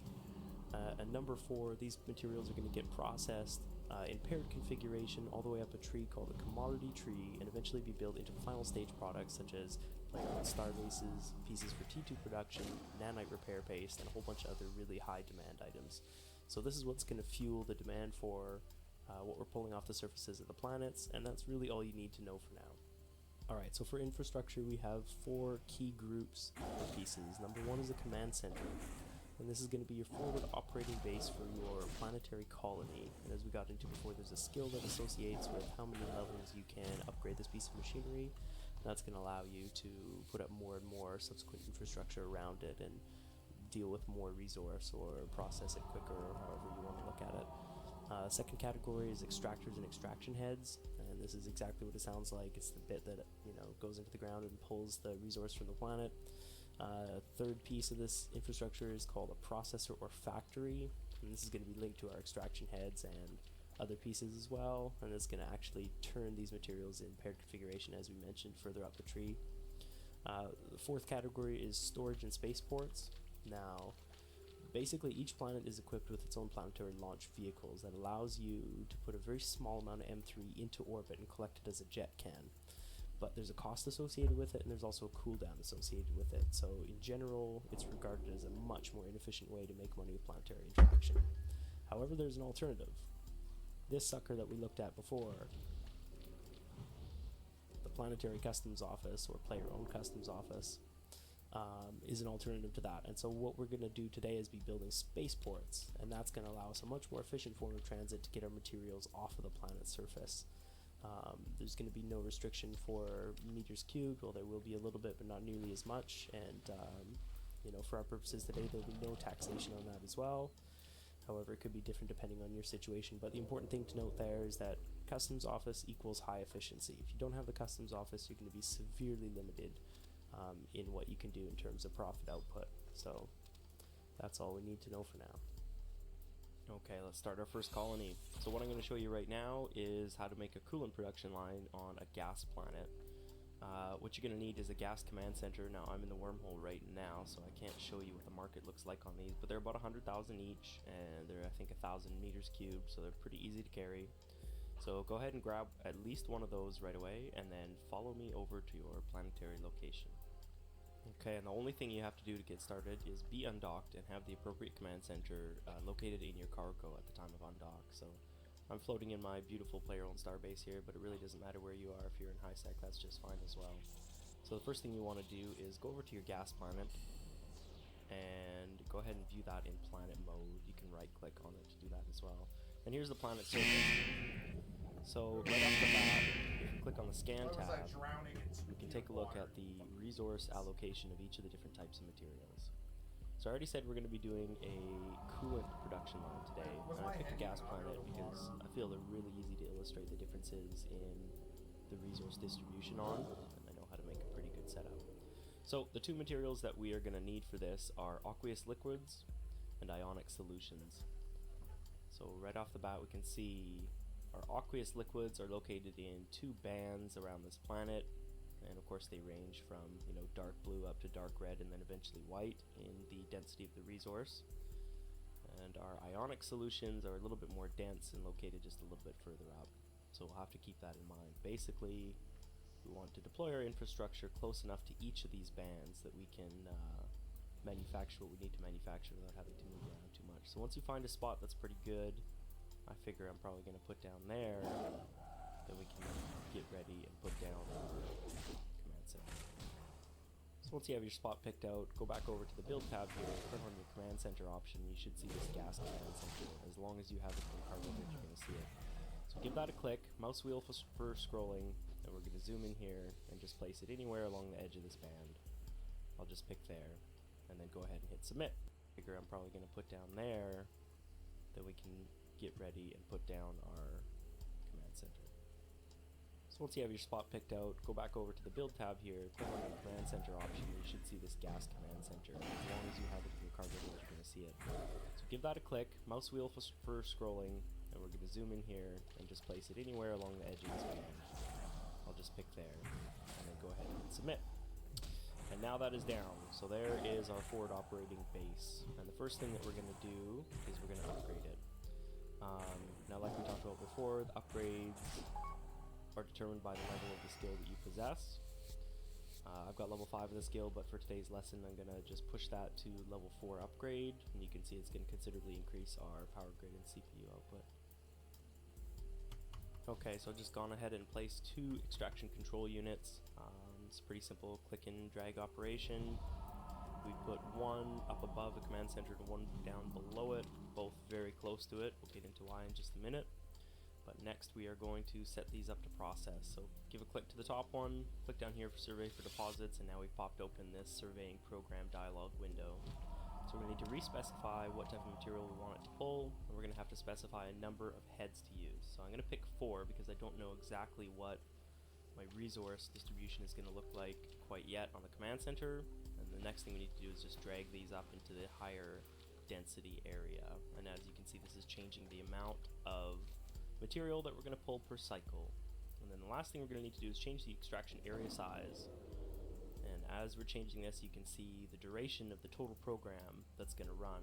And so we want it to be up above 1 day, not by too much. We'll go for about a day even, in fact. And then as we made those larger, you can see these heads actually grew a little bit as well. So they grow in ratio to the duration of the program. And what we want to do is just drag those apart until there's a little bit of space in between them. And we no longer have these red numbers on the left showing us that we are overlapping. And then you can go ahead and hit install program, and that is going to start sucking material off of the planet. Okay, so I've completed that process for the second extraction control unit, and it's important to remember that we will need to hit submit in between every major revision to see these actually go live and into action. So now if we click on one of these, we can see that it's a few seconds into its current cycle. It is ticking down, and this cycle is going to produce about 11,000 units of our raw material. So the next thing we're going to need is a place to put that raw material. And today it's going to be going on a storage facility. So first I'm going to show you the old, more traditional way of planetary launches, and then I'll show you the benefits of the customs office spaceport way of doing things. So the way we're going to work this is we're going to have two actually storage facilities, one for each type of base material, and this is going to help as an overflow basin. So if we set these for longer than a day, they'll continue to fill up and we won't have to worry too much about them, you know, running dry on material. So the next thing we're going to have to do is link these together. So hold control, click on the first item you want to link, go ahead and drag it to the next one. Whoops, not holding control for the second click, and that'll create a link. Repeat that process over there, and we've got a second link. Now if we hit submit to solidify these, we should see by coming back into the extraction control unit, click on products, we're going to see an item for the ionic solutions that haven't actually been created yet, but that's okay. We're going to click create route, and now mouse over to the spot that we want to put it, which is the storage facility, and we're now going to be able to create a route there. And what that has done is basically gone ahead and said, for all the material that I collect through these extraction heads, go ahead and pass it directly to the storage facility. So I'm going to repeat the process on this other one. And what we've just done is created an automated program that's going to send these materials into these two storage facilities. Go ahead and hit submit, and away we go. Next thing we're going to need is a third storage facility. Go ahead and place that one up above the first two, right about there. And this one is going to be linked to each of these storage facilities as well. So one thing that we can do, if you saw there, is I passed through a link from this one into the first storage facility and from that one back into the second one. What that will allow me to do if I need to is, you know, shift materials anywhere throughout here. So they don't have to be directly connected. I don't have to jump from A to C. I can go A to B to C, and then they're going to reuse these production lines right there. Okay, and the next thing we're going to do is begin to assemble our processor or factory lines themselves. So what we're going to need is a combination of industry facilities. We're going to place basic facilities first. We're going to place them double wide on the other side here, and then we're going to put a second row of them down below. What these are going to do is process our first stage materials into second stage refined materials. And then after that, what we're going to need is a set of two advanced industry facilities. We'll place those right below. So what we're going to need to do now is link them all together. So to begin with, I'm going to go ahead and leapfrog the rear ones onto the front ones. And then I'm going to have each of these front ones go ahead and connect to this command center. Hopefully that works out for links in the end. I think it should be just fine, and this command center needs to be linked into one of these as well. So what we've created is a pattern that will allow these to shift all the way up into this top spaceport or storage facility if we need them to. So we're going to go ahead and hit submit, and that'll solidify them. The next thing we need to do is pick a schematic for each of them.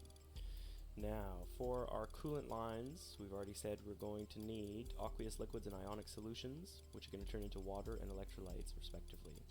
So what we need to do is set a schematic for each of the water and electrolytes. So we'll go through here, click schematic, scroll down the list until we find electrolytes, there it is, and hit install.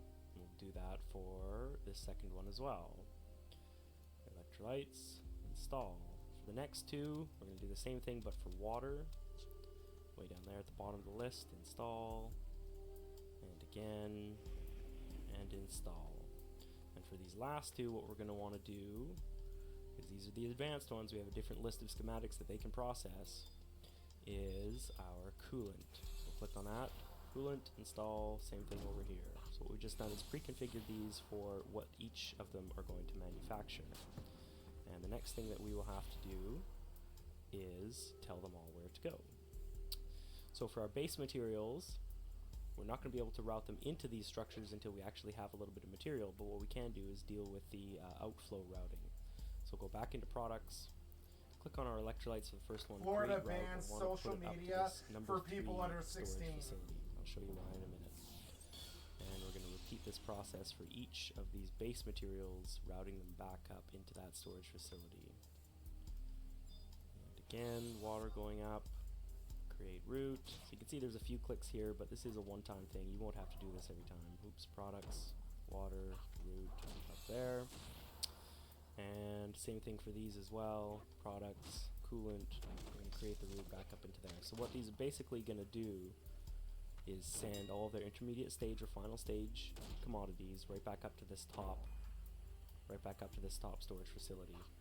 Okay, so we waited long enough to see just a little bit of material show up into each of these primary storage facilities, and if we go into products here, we can see that there is about 11,500 units there. So what we're going to do is route these up to the appropriate basic facilities. And so the top two are the ones for Ionic Solutions. So once again, we'll go back into storage, create route, click on this top one, and then back into storage again, create route a second time, and back into this one. So you can see the color of these orange rings. I don't know if it's going to show on YouTube, but they do change a little bit to illustrate that you have made some kind of modification. And then to the other storage facility, same thing, but opposite for the aqueous liquids, into the second set of those basic industry facilities. Create a route to each of those and hit submit. And now what we're going to need to do is just wait for these to complete their cycle and output a little bit of material into here before we can proceed. Okay, so we waited for that cycle to finish now, and as you can see in here, we do have at least 40 times 2 of each of these two types of beginning stage materials, electrolytes and water. So what we're going to do is go ahead and create route on the electrolytes to the number 1 advanced industry facility, and a second time to the number 2.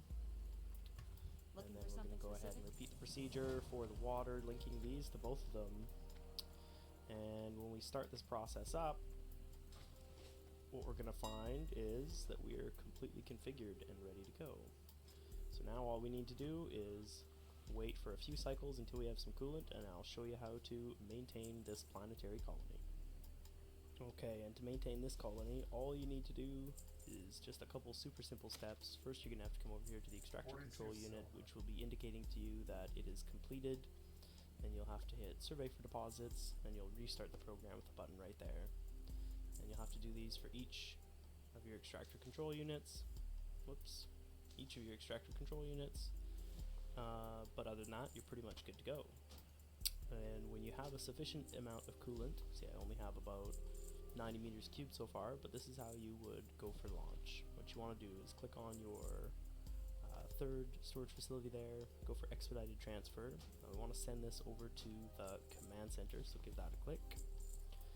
Click here and hit add or drag it over, and then execute transfer. And what that's done is move the material that was in that storage facility over here into the command center, which is the basis for our launch. So you want to hit this second button here for launch, click on your coolant, hit add, and it's going to show you your cost. Now this is, for me, it's about 20% of the total value of the material. So we're definitely losing some money here, and in the next episode we're going to look at how to use spaceports to maximize your efficiency without going for this planetary launch. But all we need to do is send that up into space, and we're done here. You're going to have to do that probably once every couple of days. This can handle 500 M3 per launch, so I think that's about a day and a half or so. And to find it again, go into your journal, into the planetary launches tab here, and then this is going to give you a bookmark directly to the planetary vehicle that's waiting for you with your loot. So until next time, guys, tune back in. We'll do a multi-planet show, and I'll show you how to really optimize your planetary colonies with the use of spaceport. This is episode 3. I started on 1. Oh my god.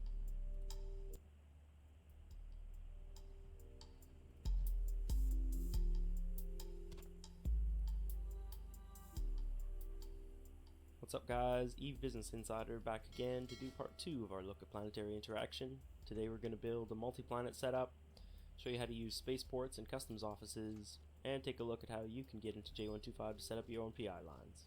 Let's go ahead and get started. Okay, so for this section we're going to be doing a multi-planet colony on a barren and either an ice, plasma, or lava planet. And this is for enriched uranium.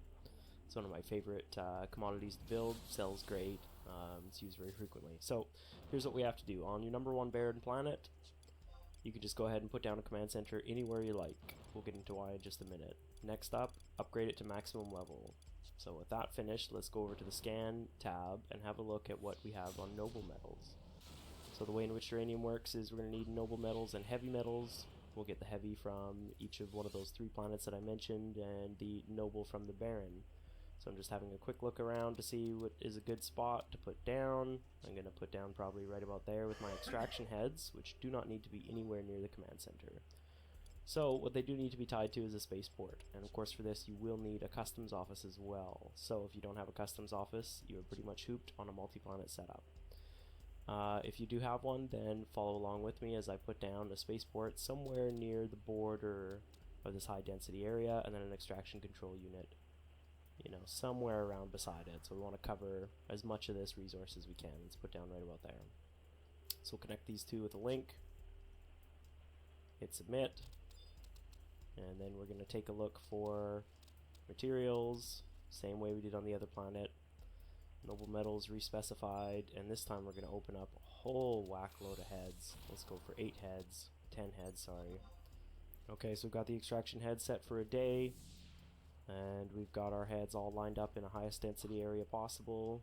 And the only thing we need to make note of here is that our total output estimation, which will be wrong for sure by a little bit, is 1.4 million units per day, and we're looking for in general over 1 million, so that's going to be just fine for us. Go ahead and hit submit, and the next thing we will need to do is go ahead and come with a really high level zoom up into here, click on this link in between the two structures, and we're going to have to upgrade it. Now that's because we're going to be using a lot more volume, and this is going to cost us a fraction of as much as, you know, trying to find a way around it. So we'll hit submit there, and now we should be able to route this noble metals into our spaceport.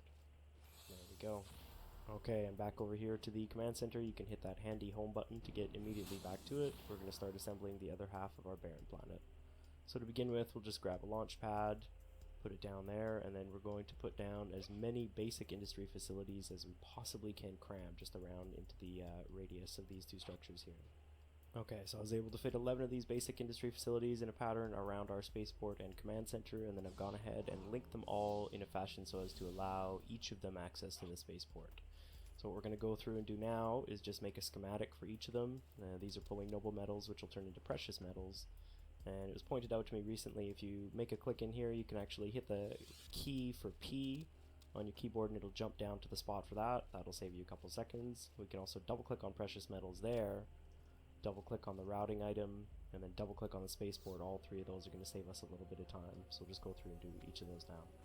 Okay, all these have been set up now to receive and then reroute materials back to this spaceport here. So to find our other one, we'll have to zoom out and just go scrolling until we see these long arms of these extraction control heads. Take a look there. And we're going to have to wait until a cycle outputs to show you how to swap over from one spaceport to the other. So we'll get back to you in a few minutes. Okay, the extraction has finished up one cycle, enough for us to do some routing, so all we need to do is click on that spaceport right there, hit the launch button to bring us up the Planetary Customs Office dialog box. Then all we need to do is swap our noble metals over into this other category there, this other side here, and hit transfer, and that's going to send it up into the customs office. Now to get it back, we can shift over to here, do the same process, or we can also hit that drop down menu, click on the other spaceport, which is this one, send it back down to it and transfer again.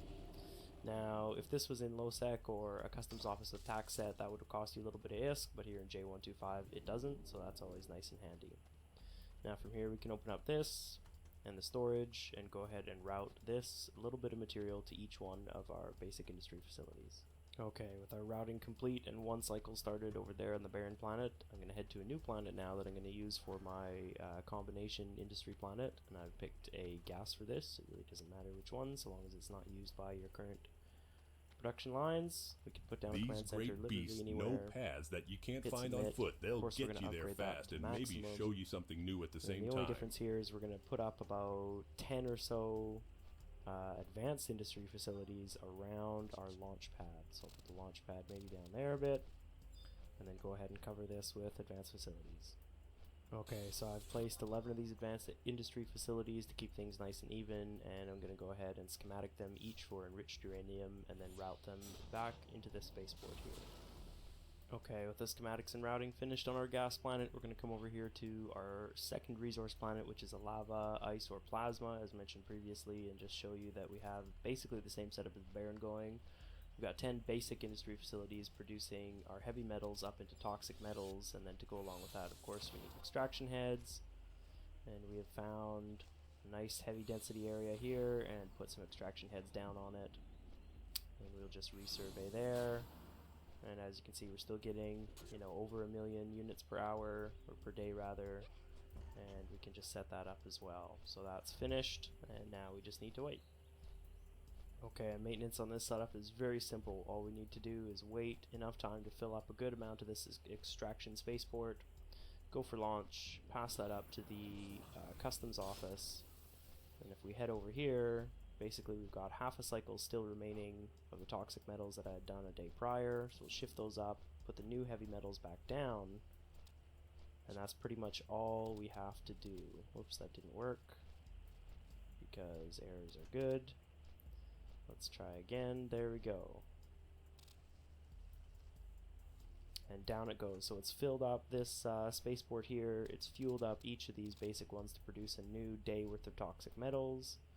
And all we have to do is scoop up those toxic metals at the end of each day. Okay, pickups and drop-offs on a customs office are incredibly simple. All you need to do is right-click on the planet or the customs office, head on over to it at 0 meters, and then click and drag into your cargo from the access customs office dialog window. So whatever's over here we can drag in. In this case we'll be putting some stuff down to the planet in just a moment. Okay, back on over to the gas combination planet, and what I've done is just dropped in about a day and a half or a day or so worth of each of these materials. We're going to go ahead and drop them down into this storage facility spaceport there, and then we're going to route each of these materials into each of our advanced industry facilities. Alright, with that industrial planet pretty much cranking away on its own happily now, we're going to have to go down and maintain that whole setup roughly once every 24 hours to keep things flowing nicely. At the end of the month there, for those 3 planets that we set up, it's going to revenue us between 350 and 400 mil a month, of course with level 5 skills, which is great. Now we've only done 3 out of a possible 6 planets, so one thing that we can do is double up on our resource extraction planets with the same enriched uranium setup or a different setup altogether. And we have lots of spare CPU and power grid resources on the industrial planet just specifically for that, so we would set up an identical mirror image to the enriched uranium that we have there, doubled up again on that industrial planet to process the other half of the resources that we want to do. And that will basically give us a 5 planet setup, which gets you very close to your maximum planets and very close to $1 billion per month in revenue as well. If you can maintain those every day, then you know, power to you.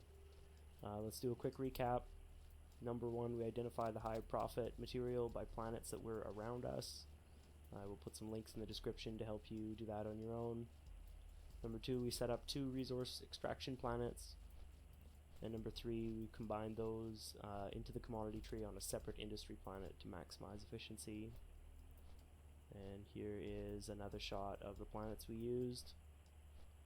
So hopefully you got some good tips and tricks out of this episode, guys. Unfortunately, we'll have to wrap up. Tune in next time, and thanks for watching.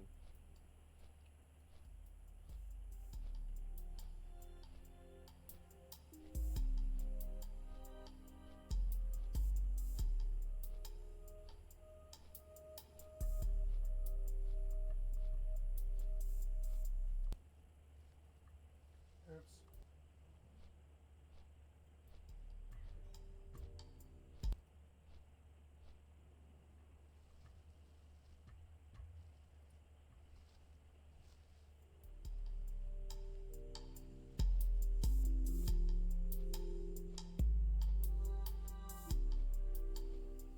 What's up, guys? EvE Business Insider back with you again, and today we're in J125. Beautiful backdrop. This is you know, one of my favorite systems to be in of all of EvE. It's a class 2 static high-sec wormhole, if you know anything.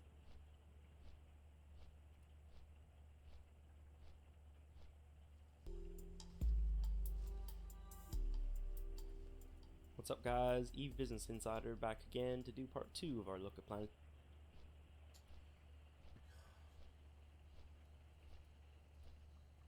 If you know anything about work.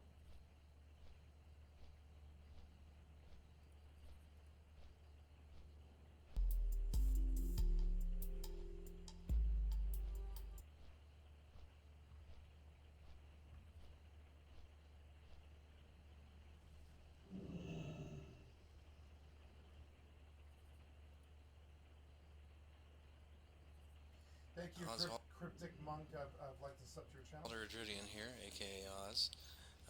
Where would you like to fly to to? set up a planetary interaction colony. PI is a very, very good way to set up passive income. I like to set mine up to where I only check in on them once every 3 days, and I've consistently made enough to flex my account and then some.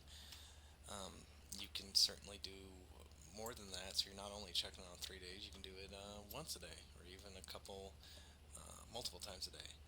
But I always like to just put the least amount of effort in as possible when it comes to PI and get great results. And that's what I'm going to show you how to do. Every single commodity you can make with PI goes into making fuel for POSs, player-owned star bases. So it is needed. It is definitely needed because there are thousands of POSs out there in space.